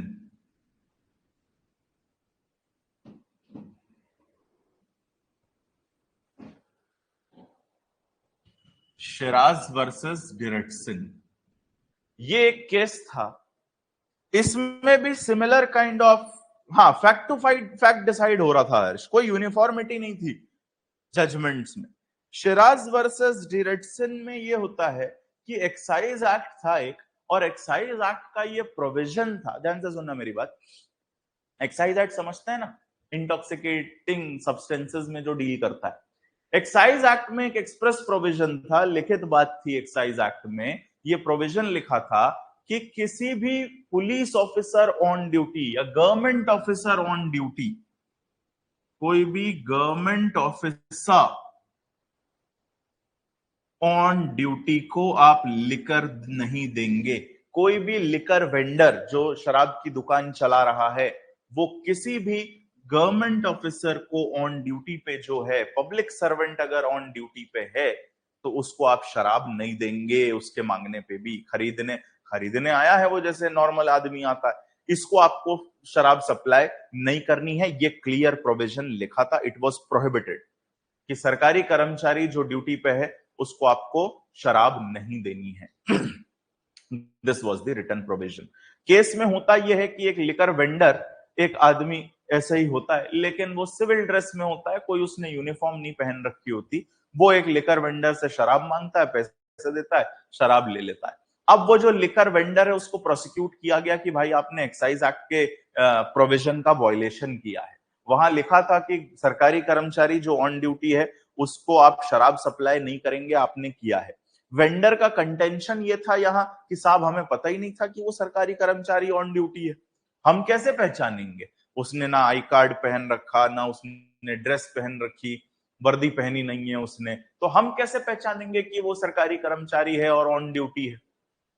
अब फिर वही सवाल आया कि भाई जो प्रोविजन लिखा है उसमें कहीं नॉलेज वर्ड तो यूज हुआ ही नहीं है कि आपको नॉलेज होना चाहिए that the person is on duty, government employee है और ऑन ड्यूटी है। इसका अगर ऐसा लिखा होता है कि आपको नॉलेज होना चाहिए, तब तो उसमें मेंस rea का एलिमेंट आना चाहिए था, लेकिन अभी तो लिखा नहीं है। अभी तो बस इतना लिखा है कि कोई भी सरकारी कर्मचारी जो ऑन ड्यूटी हो उसको शराब सप्लाई नहीं करनी है। तो इससे तो यही इंटरप्रिटेशन, लिटरल इंटरप्रिटेशन तो यही निकलता है कि भले आपको पता हो या ना पता हो, दोनों सिचुएशन में आप गिल्टी होने चाहिए। लेकिन इन भाई साहब का कंटेंशन था कि साहब हमारी तो कोई गलती नहीं है। इस केस में भी कोर्ट ने क्या किया, नॉट गिल्टी कर दिया। क्या कर दिया कोर्ट ने, नॉट गिल्टी, कि ठीक है आप गिल्टी नहीं है, क्योंकि आपको पता नहीं था। लॉ ने यहां पे भी, सॉरी कोर्ट ने यहां पे भी क्या किया, प्रिज्यूम कर लिया। कोर्ट ने यहां पे भी क्या किया, प्रिज्यूम कर लिया मेंसरिया, जबकि लिखा नहीं था प्रोविजन में एक्सप्रेसली कि नॉलेज होना चाहिए, लेकिन नॉलेज इनने प्रिज्यूम कर लिया। अब इन्हीं सब चीजों से जो है एक विरोधाभास आ गया। लेकिन अब जो सेटल्ड प्रिंसिपल है, ध्यान से सुनिएगा, अब जो सेटल्ड प्रिंसिपल है वो ये है कि भाई जो स्टैट्यूट में, क्योंकि कोडिफाइड लॉ का पर्पज ही यही है, लेजिस्लेचर बहुत एक प्रॉपर लेजिस्लेचर का एक इंटेंशन होता है प्रोविजन को फ्रेम करने का और लिखने का। उस इंटेंशन के साथ आप अपने से दिमाग लगा के मेंसरिया जबरदस्ती अप्लाई मत करिए, मेंसरिया की डॉक्ट्रिन आप वहां अप्लाई मत करिए जहां एक्सप्रेसली लिखी नहीं है। आप बिल्कुल स्ट्रिक्ट और लिटरल इंटरप्रिटेशन लीजिए। जहां लिखा है इंटेंशन या नॉलेज, वहां आपको देखना है कि वो होना ही चाहिए, उसके बिना आप प्रोसिक्यूट मत करिए किसी को। और जहां नहीं लिखा है, कोई ऐसा टर्म यूज नहीं लिखा है, नहीं हुआ है जो मेंसरिया को दर्शाए, तो आप जबरदस्ती ऐसे प्रिज्यूम मत करिए, जैसे इस केस में भी आपने कर लिया, जैसे इस केस में भी आपने कर लिया, टॉल्सन में आपने कर लिया, ये मत करिए। लिटरल इंटरप्रिटेशन लीजिए जो लिखा है, क्योंकि लेजिस्लेचर सोच समझ के लॉ बनाती है। आईपीसी में इनिशियली ये विरोधाभास थे, आईपीसी को लेकर इनिशियली ये विरोधाभास थे, लेकिन ग्रेजुअली ये प्रिंसिपल सेटल्ड हो गया था। और अब जब हम भारतीय न्याय संहिता पढ़ रहे हैं, तब तो बिल्कुल ये प्रिंसिपल सेटल्ड है कि जो लिखा है वो एज इट इज इंटरप्रेट होना है, उसमें 3-5 नहीं लगाना है। अपने से आपको मेंसरिया की डॉक्ट्रिन अप्लाई नहीं करनी है, क्योंकि आप जानते हैं आईपीसी को रिप्लेस करते हुए भारतीय न्याय संहिता को लाया गया है, बहुत सोच समझ के, बहुत चीजों को अच्छे से देखते हुए, विचार विमर्श के बाद इसमें चेंजेस करे गए हैं। तो अब तो भैया जो लिखा है बस वही, पहले भी ये प्रिंसिपल ही आ गया था, आईपीसी के समय भी ये सेटल्ड प्रिंसिपल हो गया था। ये सब केसेस बहुत पुराने हैं, 80s के केसेस हैं ये। उस समय ये विरोधाभास था, लेकिन बाद में ये कंट्रोवर्सी नहीं है, और अब तो भैया क्लियर कट चीजें हैं। इसी से रिलेटेड एक केस और है जो कई बार कभी कभी पूछ लिया जाता है, state of Maharashtra versus MH George. State of Maharashtra versus MH George, ये भी एक इंपॉर्टेंट केस है। यहां मैं थोड़ा सा केस बेस इसलिए भी डिस्कस कर रहा हूं क्योंकि सवाल आते हैं डायरेक्टली। बाकी जैसा मैंने कहा, कहीं भी अपन केस पढ़ने नहीं जाएंगे, जहां नहीं भी जरूरी है वहां अपन बिल्कुल नहीं पढ़ेंगे। यहां क्योंकि सीधे सवाल ही आते हैं प्री में, इसलिए जरूरी है। State of Maharashtra versus MH George, इसमें यह होता है कि ये जो जॉर्ज साहब हैं, भारत में एक रूल आ जाता है कि भारत के एयर स्पेस से होते हुए भी या भारत में रुकते हुए कहीं भारत के थ्रू भी अगर आप ट्रैवल कर रहे हैं, तो एक पर्टिकुलर क्वांटिटी ऑफ गोल्ड से ज्यादा आपके पास अगर है, तो आपको उसका डिक्लेरेशन करना पड़ेगा पहले से, कि इतना गोल्ड लेके आप ट्रैवल कर रहे हैं भारत के थ्रू, ये आपको बताना पड़ेगा। ये रूल आया बाद में, ये साहब ट्रैवल कर रहे थे, इनको जानकारी नहीं थी इस रूल की। ये पहले एक रूल था जिसमें एक अलग क्वांटिटी थी, ज्यादा क्वांटिटी के लिए था ये। बाद में इस क्वांटिटी को काफी रिड्यूस कर दिया गया कि कम क्वांटिटी में भी आपको रिवील करना पड़ेगा। अब जॉर्ज साहब को पुराने नोटिफिकेशन की जानकारी थी, नए वाले की जानकारी नहीं थी, नए वाले नोटिफिकेशन की जानकारी नहीं थी, इसलिए ये भाई साहब कम क्वांटिटी का गोल्ड ले जा रहे थे, लेकिन वो लॉ में प्रिस्क्राइब्ड लिमिट से तो ज्यादा ही था। नया जो चेंज हो गया था नोटिफिकेशन में, मान लीजिए वहां पे 10 ग्राम लिखा हुआ था नए वाले में, पहले मान लीजिए 50 ग्राम था कि 50 ग्राम के ऊपर अगर आप लेकर जा रहे हैं तो आपको सर्टिफिकेशन देना है या डिक्लेरेशन देना है। अब नोटिफिकेशन से उसको चेंज कर दिया गया, बाद के उसको कर दिया 10 ग्राम की, 10 ग्राम के ऊपर भी ले जा रहे हैं तो भी आपको डिक्लेयर करके ही ले जाना है। ये भाई साहब 20 ग्राम ले जा रहे थे, इनको पहले वाला नोटिफिकेशन पता था 50 ग्राम वाला, इनने का जरूरत नहीं है, नहीं करा डिक्लेयर। फिर ये यहां पे इनको धर लिया गया भारत में कि भाई आपके पास 20 ग्राम गोल्ड है, आपने डिक्लेयर नहीं किया, लेकिन आपने डिक्लेयर नहीं किया यहां पे। तो ऐसे केस में अब जब यहां पे ये बात आई, यहां पे भी इनका कहना था साहब हमें नॉलेज नहीं था कि नोटिफिकेशन चेंज हो गया।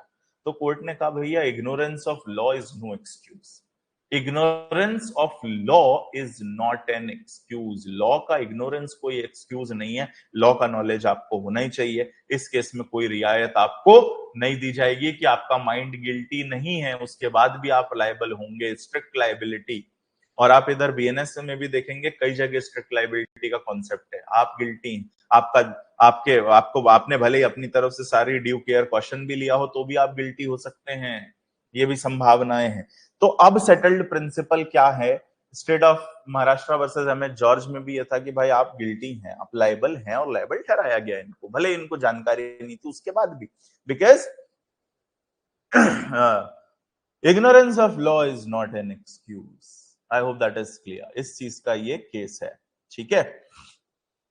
हाँ बेटा, ब्रेंड वर्सेस वुड भी इसी का, ऐसे बहुत सारे केसेस हैं। मैं सिर्फ मोटे मोटे वो उठा रहा हूं जो प्रीडोमिनेंटली या फ्रीक्वेंटली एग्जाम में पूछे गए हैं। अब केसेस तो इन टॉपिक पे इतने हैं कि आप पढ़ते पढ़ते थक जाएंगे और मैं पढ़ाते पढ़ाते थक जाऊंगा, लेकिन हमें जो बहुत प्रोमिनेंट है वो हमने कर लिया। इसके बाद अब आप अगर आपने वो कॉन्सेप्ट समझ लिया ना, अभी जो मैं आपको पिछले आधे घंटे से समझा रहा था कि सवाल क्या है कोर्ट के सामने, मेंस रिया, क्योंकि आपने पढ़ा तो पहले भी होगा, आई एम प्रीटी श्योर, और वहां ये लिखा रहता है कि मेंस रिया की डॉक्ट्रिन प्रिज्यूम करनी है, लेकिन वो क्या है, कैसे, उसकी एप्लीकेबिलिटी अगर आपके समझ में आ गई तो अब आप कोई भी केस पढ़ेंगे आपको बिल्कुल समझ आएगा। आप दुनिया जहान का कोई भी केस उठा लीजिएगा मेंस रिया का, आपके समझ में आएगा, that I can assure you. ठीक है, तो that was the whole debate around this, applicability of mens rea को लेके ये सारी डिबेट थी, और इसलिए सारे केसेस हैं जिनमें अब बिल्कुल सेटल्ड प्रिंसिपल है कि भाई अगर लिखा है तो ही अप्लाई करना है, नहीं लिखा है तो जबरदस्ती दिमाग नहीं लगाना, दैट इज सेटल्ड। तो ये है आपका मेंस रिया और एलिमेंट्स ऑफ क्राइम। मैंने आपसे कहा था एलिमेंट्स ऑफ क्राइम में यही चीजें हैं जो इंपॉर्टेंट हैं। कौन सी इंपॉर्टेंट है? मेंस रिया ही सबसे इंपॉर्टेंट है। तो एक बार क्विकली अपन ब्रश अप करते हैं। हमने मोटिव का मतलब समझा, हमने मोटिव का मतलब समझा, हमने उसके बाद इंटेंशन का मतलब समझा, हमने नॉलेज का मतलब समझा, हमने नेग्लिजेंस का मतलब समझा, कौन से इसमें से मेंस रिया कॉन्स्टिट्यूट करते हैं ये समझा, मोटिव नहीं करता है, बाकी सारी चीजें कॉन्स्टिट्यूट करती हैं, है ना। इंटेंशन, नॉलेज, नेग्लिजेंस कुछ जगह करता है, गिल्टी माइंड कॉन्स्टिट्यूट जनरली नहीं करता, जनरली नॉलेज और इंटेंशन ही करते हैं। ये बातें समझी। मेंस रिया की एप्लीकेबिलिटी को हमने लेकर समझा। कई बार एक्सप्रेस प्रोविजन में नहीं भी कोई मेंस रिया की रिक्वायरमेंट है तो भी कोर्ट प्रिज्यूम कर लेते थे, कुछ केस में कर लेते थे, कुछ जगह नहीं करते थे। तो अब सेटल्ड प्रिंसिपल क्या है कि भाई आपको प्रिज्यूम नहीं करना, अगर लिखा है तो ही आपको अप्लाई करना है, अगर नहीं लिखा है तो जबरदस्ती आपको प्रिज्यूम नहीं करना है। जो लिखा है एज इट इज उसको अप्लाई करिए, अपने से मेंस रिया की डॉक्ट्रिन लाने की जरूरत नहीं है, क्योंकि ये कोडिफाइड लॉज हैं जो लेजिस्लेचर ने सोच समझ के बनाए हैं। अब भारतीय न्याय संहिता की अपन बात करेंगे तो बिल्कुल ये बात तय है कि बहुत सोच समझ के इसमें चेंजेस करे गए हैं आईपीसी के कंपैरिजन में, इसलिए जो कुछ लेजिस्लेचर को लग रहा था वो उन्होंने कर दिया है, इसलिए अब जरूरत नहीं है। हाँ, Sanskriti, Nathulal versus state of MP इस सेटल्ड प्रिंसिपल का केस है, इसको भी आप लिख सकते हैं। Nathuram versus state of MP, और भी बहुत केसेस हैं इसमें, मतलब there is a series of cases. मेरा आपको वो कॉन्सेप्ट बताने का पर्पस ये था कि अगर आप जाके कोई भी अब केस पढ़ेंगे ना मेंस रिया का, आप समझ पाएंगे कि चल क्या रहा है, इतना आप समझ पाएंगे। ठीक है। रितिका का कहना है sir but won't it result into arbitration, arbitrariness? बिल्कुल नहीं बेटा, लॉ बनता है तो उसकी कॉन्स्टिट्यूशनैलिटी तो चेक करेंगे ना। यहां पे हो रहा था कि आप इंटरप्रिटेशन अपने हिसाब से कर रहे थे। अगर कोई लॉ बनाया गया है और आपको आर्बिट्ररी लगता है तो आप तो उसे अनकॉन्स्टिट्यूशनल डिक्लेयर कर देंगे, ये पावर तो आपके पास एनी डे है ना। लेकिन बनने के बाद उसकी सेलेक्टिव एप्लीकेबिलिटी ये खराब है। सेलेक्टिव जगह पे आप उसका अलग इंटरप्रिटेशन कर रहे हैं, कुछ जगह अलग इंटरप्रिटेशन कर रहे हैं, दैट इज रॉन्ग, वो सही नहीं। आर्बिट्रेरीनेस कैसे हो जाएगी भाई? अगर वो आर्बिट्रेरी नेचर का है तो सीधे सीधे आप उसको अनकॉन्स्टिट्यूशनल डिक्लेयर कर दोगे ना, बात ही खत्म हो जाएगी। आइए भाई स्टेजेस ऑफ क्राइम पे आते हैं। अब ये एक और डायमेंशन है। अभी हम समझ रहे थे एलिमेंट्स, किन किन चीजों को मिला के एक ऑफेंस या क्राइम कमिट होता है। अब अपन बात करेंगे स्टेजेस ऑफ क्राइम की, कि क्राइम सीधे कमिट नहीं होता, there are pre stages also. जैसे किसी भी ऑफेंस या क्राइम को कोई व्यक्ति जब करता है, एक व्यक्ति जब कोई रॉन्ग कमिट करता है, कोई ऑफेंस कमिट करता है, कोई क्राइम कमिट करता है, तो उसमें पहली स्टेज क्या होती है कि उसे फिजिकल फॉर्म में करने से पहले वो उसे कैसे करता है, फिजिकल फॉर्म में उसे करने के पहले वो आइडिया एंटरटेन करता है। पहले क्या एंटरटेन करता है, आइडिया। इंटेंशन भी कई बार इसको कहते हैं कि पहले उसका इंटेंशन होता है करने का।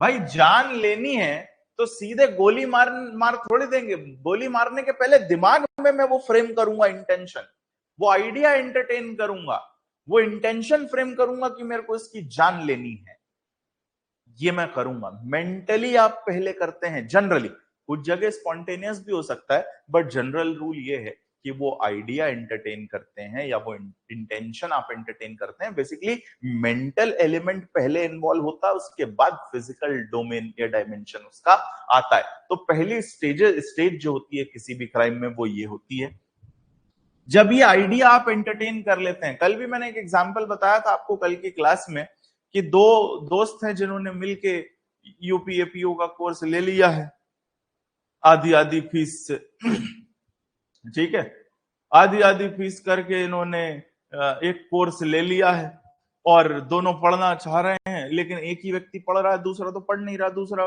मौज मस्ती में लगा है, वो स्ट्रेटेजी में लगा है कि what is the strategy to crack APO in 3 months, what is the strategy to crack APO in 45 days। वो यही सब करने में लगा है, पढ़ाई लिखाई एकदम किनारे कर दी है उसने। फिर उसके समझ में आया कि दूसरे वाले का पेपर निकल जाएगा, तो अब उसने आइडिया तो एंटरटेन कर लिया कि मुझे इसकी जान लेनी है, कि मेरे को इसको मारना है, लेकिन इतने भर से तो काम होगा नहीं। अब इसके बाद आप क्या करेंगे, आइडिया एंटरटेन करने के बाद उसके बाद आप प्रिपरेशन करेंगे। आइडिया एंटरटेन करने के बाद सेकेंड स्टेज आती है प्रिपरेशन की। अब प्रिपरेशन स्टेज में आप क्या करेंगे, इस बात को जरा समझिए। आप तैयारी करते हैं, सीधे आप कमिट नहीं करते। जैसे मान लीजिए ए ने डिसाइड करा है कि बी की जान लेनी है।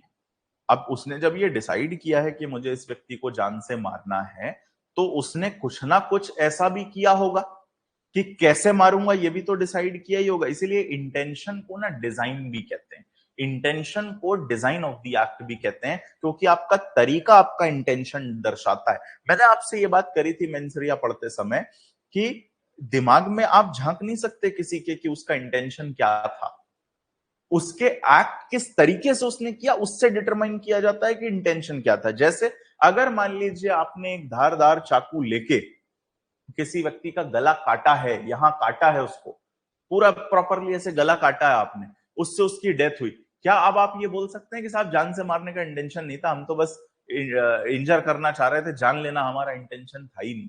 क्या आप ये बोल सकते हैं? नहीं बोल सकते, क्योंकि आपके दिमाग में क्या चल रहा था ये तो हम पढ़ नहीं पाएंगे, लेकिन आपके एक्ट के डिजाइन से ये प्रतीत हो रहा है कि आपका इंटेंशन जान लेने का था। कोई भी प्रूडेंट व्यक्ति जिसको जान लेनी होती किसी व्यक्ति की, वो इतने ही एफर्ट करता जितने आपने किए।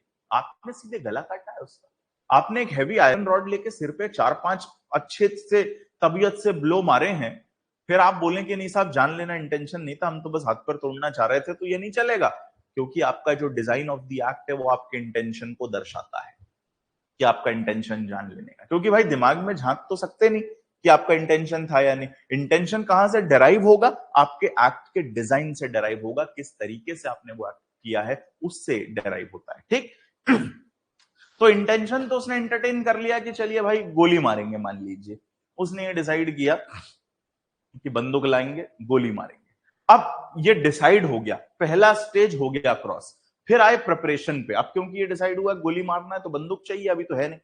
फिर ये जाते हैं बंदूक जुगाड़ने, बंदूक खरीदते हैं, गोली खरीदते हैं, ये सारा काम ये करते हैं। This is part of preparation. Preparation के बाद तीसरी स्टेज जो आती है दैट इज अटेम्प्ट। प्रिपरेशन के बाद तीसरी स्टेज जो आती है दैट इज अटेम्प्ट। अटेम्प्ट में actually attempt is less than commission. अभी फाइनल कमीशन नहीं हुआ, वो जो कॉन्सिक्वेंस आपने इंटेंशन में डिजायर करा था वो प्रोड्यूस नहीं हुआ, उससे जस्ट पहले तक आपका अटेम्प्ट रहता है। फाइनल कमीशन मतलब वो कॉन्सिक्वेंस प्रोड्यूस हो जाए। क्या कॉन्सिक्वेंस? आप डेथ कॉज करना चाह रहे थे, अपने एक्ट से गोली मार के जान लेना चाह रहे थे, जान नहीं गई है अभी उसकी जान नहीं गई है, उससे थोड़ा कम है, तो तब तक अटेम्प्ट है। और फाइनल स्टेज होती है चौथी, that's commission of the offence. चौथी stage is the commission of the offence, की फाइनली आपने वो ऑफेंस कमिट कर दिया, आपने गोली मारी, उसकी जान भी चली गई, दैट इज कमीशन। जब आपने गोली मारी और उसकी जान चली गई, दैट इज कमीशन। आपने गोली मारी लेकिन वो जिंदा बच गया, कमीशन नहीं। अटेम्प्ट है लेकिन कमीशन नहीं। कमीशन कब होगा? जब फाइनली वो कॉन्सिक्वेंस प्रोड्यूस हो जाए।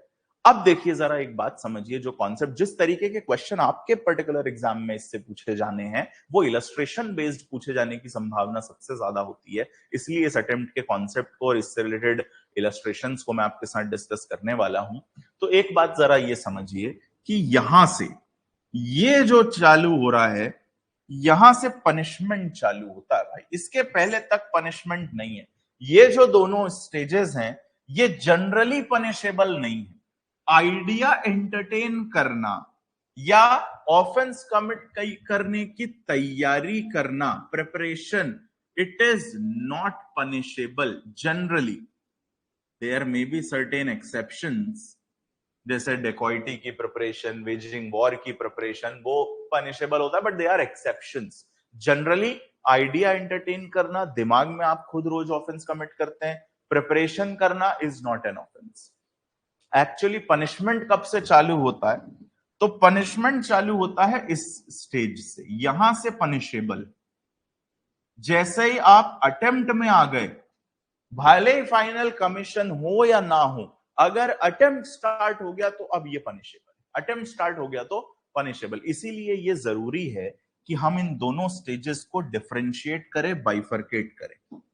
कब प्रिपरेशन खत्म हो रही है और कहां अटेम्प्ट स्टार्ट हो रहा है, ये जानना और देखना बहुत जरूरी है, बहुत समझना इस चीज को जरूरी है, इस डिफरेंस को, कि कहां वो प्रिपरेशन खत्म हो गई और कहां से आपका अटेम्प्ट जो है वो शुरू हो गया। ये समझना बहुत जरूरी है, क्योंकि हमें ये डिसाइड करना है कि यहां से कल्पेबिलिटी चालू है, यहां से पनिश करना है आपको, तो पता तो चले कि आप किस स्टेज तक पहुंचे। आप सिर्फ प्रिपरेशन की स्टेज पे हैं तो ऑब्वियसली आप गिल्टी नहीं है, कोई क्रिमिनल लायबिलिटी नहीं बन रही। लेकिन अगर आप अटेम्प्ट की स्टेज में एंटर हो गए तो फिर क्रिमिनल लायबिलिटी बन रही है। इसको उसी एग्जांपल से समझ लीजिए। ए को जो है, ए को बी को गोली मारनी है, बी की जान लेना इंटेंशन है ए का, वो आइडिया उसने एंटरटेन कर लिया, प्रिपरेशन में बंदूक भी जुगाड़ ली उसने, ठीक। अब उसको पता है कि बी किस समय घर पे अकेला रहता है, ये भी उसने देख लिया, ये ऑब्जर्व कर लिया उसने कि किस समय ये अकेला मिलता है, या घर से निकल के ये एक पर्टिकुलर टाइम पे कहीं जाता है, ये उसने देख लिया कि सुबह टहलने भी जाता है, क्योंकि वो तो होनहार बच्चा है ना, वो तो सुबह उठ के पढ़ाई भी कर रहा है, सब कर रहा है वो तो उसने देख लिया कि सुबह उठ के वॉक पे जाता है। अब ए ने डिसाइड किया कि बस वहीं मार देना है इसको उसी समय। ए बंदूक लेके एक दिन सुबह जाता है बी के पीछे, बी घर से निकला, ए उसको फॉलो करना चालू करता है। फॉलो करते करते एक सुनसान जगह पे पहुंचते हैं, जहां से ए ने पहले डिसाइड कर रहा था कि इधर मारेंगे, यहाँ आसपास लोग नहीं होते। जैसे ही वो उस जगह पे पहुंचते हैं, अब देखिए इसमें बहुत सारी चीजें होंगी, बहुत सारी स्टेजेस होंगी इस एक्ट में। पहला तो बंदूक खरीदना था, बंदूक खरीद के ये सब ऑब्जर्व करना, फिर एक दिन आना, फिर इसके पीछे पीछे जाना बी के। जैसे ही बी के पीछे पीछे वो जाता है, उसके बाद जैसे ही वो स्पॉट आता है, ए अपनी बंदूक निकालता है, फिर ए बी की तरफ एम करेगा, एम करके फिर ट्रिगर पुल करेगा, ट्रिगर पुल करेगा तो गोली निकलेगी और गोली निकल के जाएगी, बी को लगेगी। बी को लगने के बाद भी तुरंत नहीं मरेगा, हो सकता है थोड़ा टाइम रहे फिर मर जाए, हो सकता है हॉस्पिटल ले जाने के बाद मर जाए, हो सकता है वहीं ऑन द स्पॉट मर जाए। ये सारी स्टेजेस हैं। अब जरा इसमें बताइए कि कहां से अटेम्प्ट चालू हो रहा है, कमीशन हो या ना हो। देखिए अगर उसकी जान चली गई तो वो कमीशन के लिए लायबल है, ऑफेंस के, मर्डर के। लेकिन मैं कह रहा हूं कमीशन से पहले किस स्टेज तक अटेम्प्ट है, वो फॉलो कर रहा था, अभी बंदूक निकाली भी नहीं है, और एक पुलिस वाला इस चीज को भांप लेता है, एक को पकड़ लेता है, और एक की जब तलाशी ली जाती है उसके पास से लोडेड गन मिलती है, और ऐसे पूछते हैं, चाल लपाड़े लगाते हैं पुलिस वाले, वो बिल्कुल उगल देता है कि हाँ साहब जान लेने के लिए जा रहा था मैं इसके पीछे पीछे। क्या ये गिल्टी है यहाँ पे? जब ये फॉलो करते हुए पकड़ा गया, क्या ये अटेम्प्ट के लिए लायबल है? यामिनी कह रही है परचेज ऑफ वेपन। यामिनी कह रही है परचेज ऑफ वेपन्स।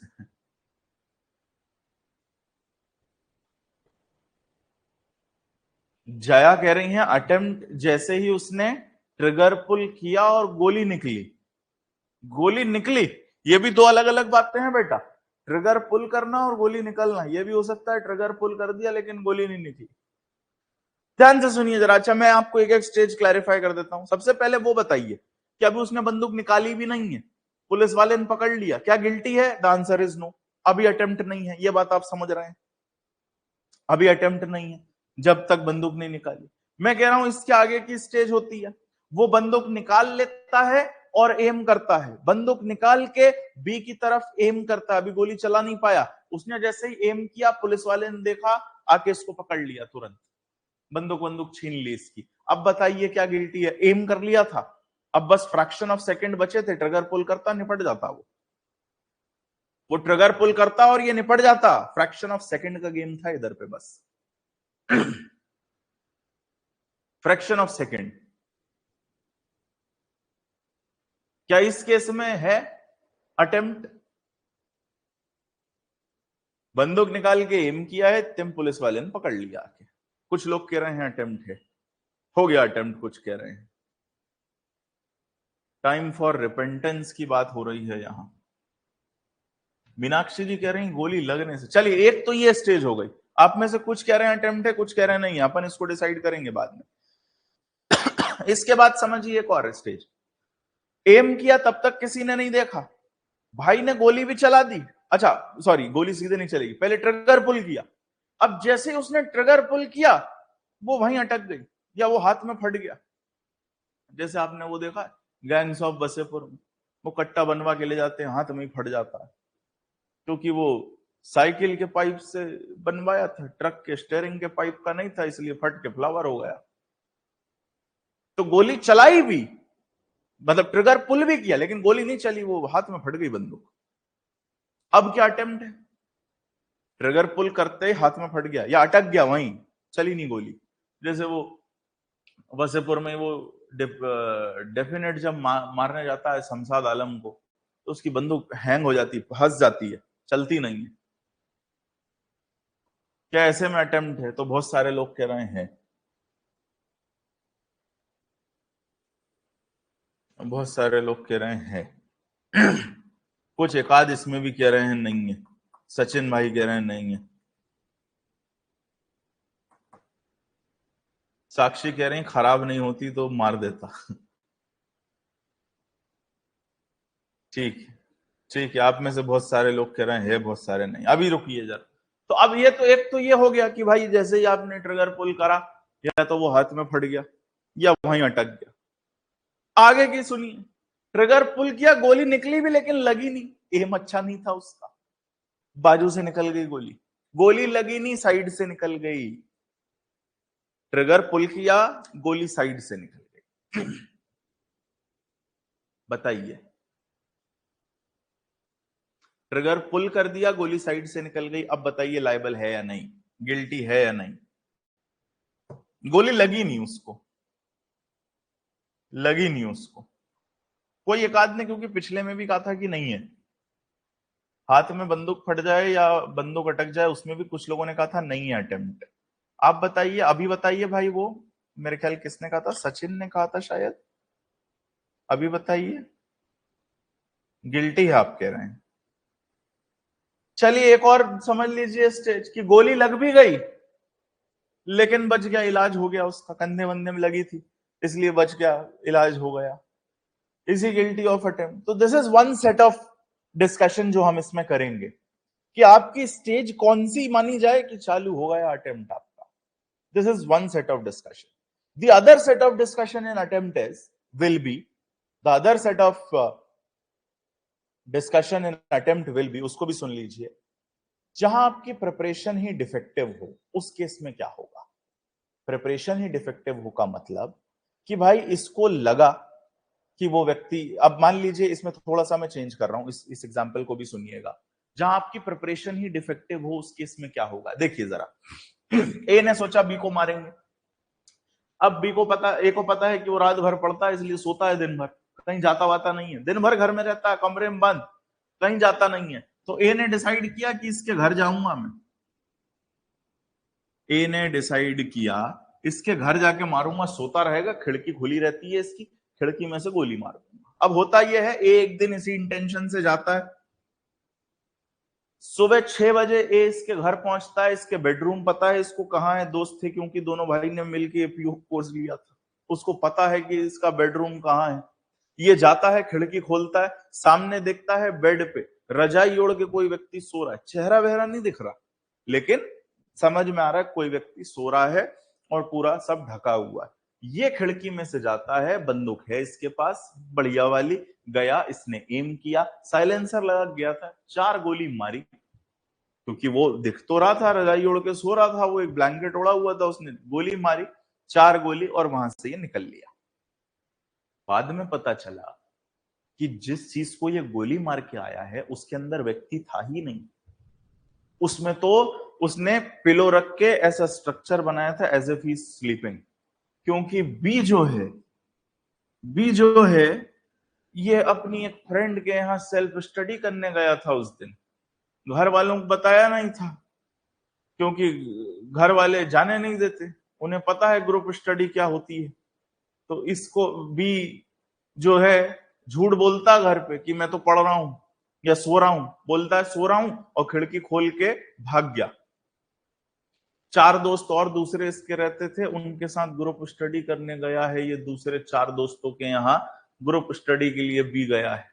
उसको मन में लग रहा है ग्रुप स्टडी करने जा रहा हूँ, घर वालों को तो बता गया कि सो रहा हूं। अब घर वाले आके कभी कमरे में झांक ना ले, इसलिए क्या करता है, पिलोज रखता है और उसके ऊपर ऐसा ब्लैंकेट रख देता है एज इफ ऐसा लगे कि कोई सो रहा है, और खिड़की खोल के, ये पहले ही भाग चुका था, रात भर से ये था ही नहीं अपने कमरे में। ठीक है, उधर पैक चल रहे थे बढ़िया पार्टी में, 4 लोग जो ग्रुप स्टडी कर रहे थे, 4 दोस्त, उधर तो बोतलें खुली हुई थी। ए को लगा कि ये पढ़ाई करके सो रहा है और ये आया और इसने उस पे 4-5 फायर कर दिए। अब बताइए ये अटेम्प्ट है या नहीं? ये अटेम्प्ट है या नहीं? एक तो ये फेलियर, एक तो ये फेलियर, एक और फेलियर सुन लीजिए इसी में जरा, एक और फेलियर सुन लीजिए इसी में। मान लीजिए वही वाला कि ये एम करके ये गया उसके पीछे फॉलो करते हुए, ए जो है ये बंदूक लेके फॉलो करते हुए गया, किसके पास गया फॉलो करते हुए? बी के पीछे पीछे गया, बी सामने खड़ा है, इसने बंदूक निकाली, एम भी किया, एम करके जैसे इसने ट्रिगर पुल किया एम करके जैसे ही इसने ट्रिगर पुल किया, उसमें से प्लास्टिक का छर्रा निकल आया, असली बंदूक थी ही नहीं। जिससे इसने बंदूक खरीदी थी उसने इसको बेवकूफ बना दिया, नकली बंदूक दे दी इसे। इसे क्या दे दी? नकली बंदूक दे दी। अब बताइए क्या ए गिल्टी है? प्रिपरेशन डिफेक्टिव है इसकी, बंदूक नकली है, क्या ए गिल्टी है? या मान लीजिए ए जहर दे रहा था, ए ने डिसाइड किया कि बी का टिफिन आता है, इसको पॉइजन मिला दूंगा इसके खाने में। ए किसी एक संदिग्ध आदमी से एक पाउडर खरीद लाता सफेद कलर का, सफेद पाउडर अपने मूवीज और वेब सीरीज में जहर ही होता है अगर पैकेट में है तो, ये प्रिजम्पशन है अपना। तो ये भाई लाके वो सफेद पाउडर इसके खाने में मिला देता है ये सोच के कि जहर मिला दिया मर जाएगा, ये सोच के कि जहर मिला दिया मर जाएगा, सफेद पाउडर मिला देता। बाद में पता चलता है शुगर पाउडर था वो जो पैकेट में वेंडर ने इसको दिया था ए को, वो एक्चुअली जहर था ही नहीं, वो तो शुगर थी, वो मिला दी इसने। ठीक है, तो बी ने खा भी लिया, बी को तो पता भी नहीं चला, बी को तो पता भी नहीं चला, और बी ने खा लिया, कुछ हुआ भी नहीं क्योंकि होना ही नहीं था, क्योंकि that wasn't poison, that wasn't poison. Is a guilty of attempt? क्या ये इस केस में गिल्टी है? ये क्वेश्चन आता है पॉइजन वाला प्री में, इसलिए बता रहा हूं ये सब, ये पॉइजन वाला क्वेश्चन आएगा प्री में कि शुगर पाउडर मिला दिया पॉइजन समझ के और ए के सामने रख दिया, ए ने खा भी लिया, क्या ए गिल्टी है इसके लिए? सॉरी, बी ने खा भी लिया खाना, क्या ए गिल्टी है? ये क्वेश्चन आता है प्री में। तो कुछ लोग कह रहे हैं यस, कुछ कह रहे हैं नहीं। चलिए, इन सारे सवालों को डिस्कस करा जाएगा, कल करेंगे अपन इन सारे चीजों को। ये वो डायमेंशंस हैं या ये वो डोमेन हैं जिन पे हमें बात करनी है, ठीक है। बाकी एक चीज जरूर ध्यान रखिएगा, जैसे मेंस एरिया में मैं देख रहा था तो आप लोग इतने डूब गए, आपको इतना मजा आने लगा कि और भी कुछ डिस्कस कर लो, ये भी कर लो। तो कल का मेरी वो क्लास का पहले 15 मिनट याद रखना। मेरा पर्पस ये है कि जब आप एपीओ का एग्जाम देने बैठे, किसी भी असिस्टेंट प्रोसिक्यूशन का एग्जाम देने बैठे, तो आपके क्वेश्चन सही होने चाहिए। इसलिए बेटा we have to limit ourselves. Attempt में भी मैं ये काम करूंगा, डायमेंशन सारे बताने हैं मुझे आपको, लेकिन अब इस पे ना मैं 2-2 घंटे के सेपरेट लेक्चर दे देता हूं। अगर आप जुडिशरी की फाउंडेशन क्लासेस करेंगे तो सिर्फ मेंस एरिया पे 2 क्लास हो जाती है, 2-2 घंटे की। अटेम्प्ट पे 2-2 घंटे की 2 क्लास हो जाती है, क्योंकि वहां पर्पस अलग है, वहां ड्यूरेशन अलग है, वहां की फीस अलग है। समझ रहे हैं? यहां पर्पस अलग है, ड्यूरेशन अलग है, इसलिए यहां पे उस डिटेल में जाने की जरूरत नहीं है। लेकिन हाँ, ऐसा नहीं होगा कि आपसे सवाल ना बने, ऐसा नहीं करा के जाऊंगा आपको कि आपसे सवाल, आपके एग्जाम में सवाल आए इस पर्टिकुलर में और ना बने, या आई विल इंश्योर कि वो करेंगे अपन। लेकिन क्या है कि अनगिनत तक भी अपन नहीं जा पाएंगे, this you have to understand please, है ना। इसलिए मैंने वहां भी मेंस एरिया में आपको बिल्कुल बता दिया कि भाई कॉन्सेप्ट आपको बता दिया कि क्या डिबेट है। अब आप समझ लीजिए, ये जो सारे मैंने अटेम्प्ट के डिस्कस किए, ये मैं कल शुरू में 15 मिनट में ही क्लास में आपको सब बता दूंगा, ताकि किसी भी तरीके का अटेम्प्ट का क्वेश्चन आप कर पाए। बाकी अब इसमें केसेस, दुनियादारी बहुत है, केस के नाम वाम मैं यहाँ ले ही नहीं रहा हूँ, ये सब भी केसेस है। इसलिए नहीं ले रहा हूँ क्योंकि यहाँ क्वेश्चन नहीं आते डायरेक्ट केसेस के। मेंस एरिया में इसलिए नाम लिखवाए हैं क्योंकि आते हैं, क्योंकि आते हैं इसलिए लिखवाए हैं, ठीक है। बट अब प्लान्ड 14 क्लासेस हैं, 1-2 नंबर ऊपर नीचे हो सकता है, ज्यादा से ज्यादा, बस 14 की जगह 16 हो सकती हैं, 12 हो सकती हैं, इससे ऊपर नहीं होगी या ना इससे कम होगी, ठीक। इतनी प्लान्ड क्लासेस हैं इसके लिए। तो जो मैंने आपको बताया इतना आपके लिए सफिशिएंट है। बाकी तो फिर आपके पास अनगिनत सवाल होंगे इन टॉपिक से रिलेटेड, क्योंकि मैंने कहा था क्रिमिनल लॉ पढ़ने में आपको वैसे ही ज्यादा मजा आता है, एंड आई विल इंश्योर कि वो मजा आए आपको। लेकिन उस मजे के चक्कर में हम ये ना भूल जाएं कि हम पढ़ क्यों रहे हैं। हम बेरोजगार हैं, हमें अत्यंत तुरंत एक सरकारी नौकरी की जरूरत है, इसको बिल्कुल मत भूलिएगा, ठीक है। चलिए, थैंक यू।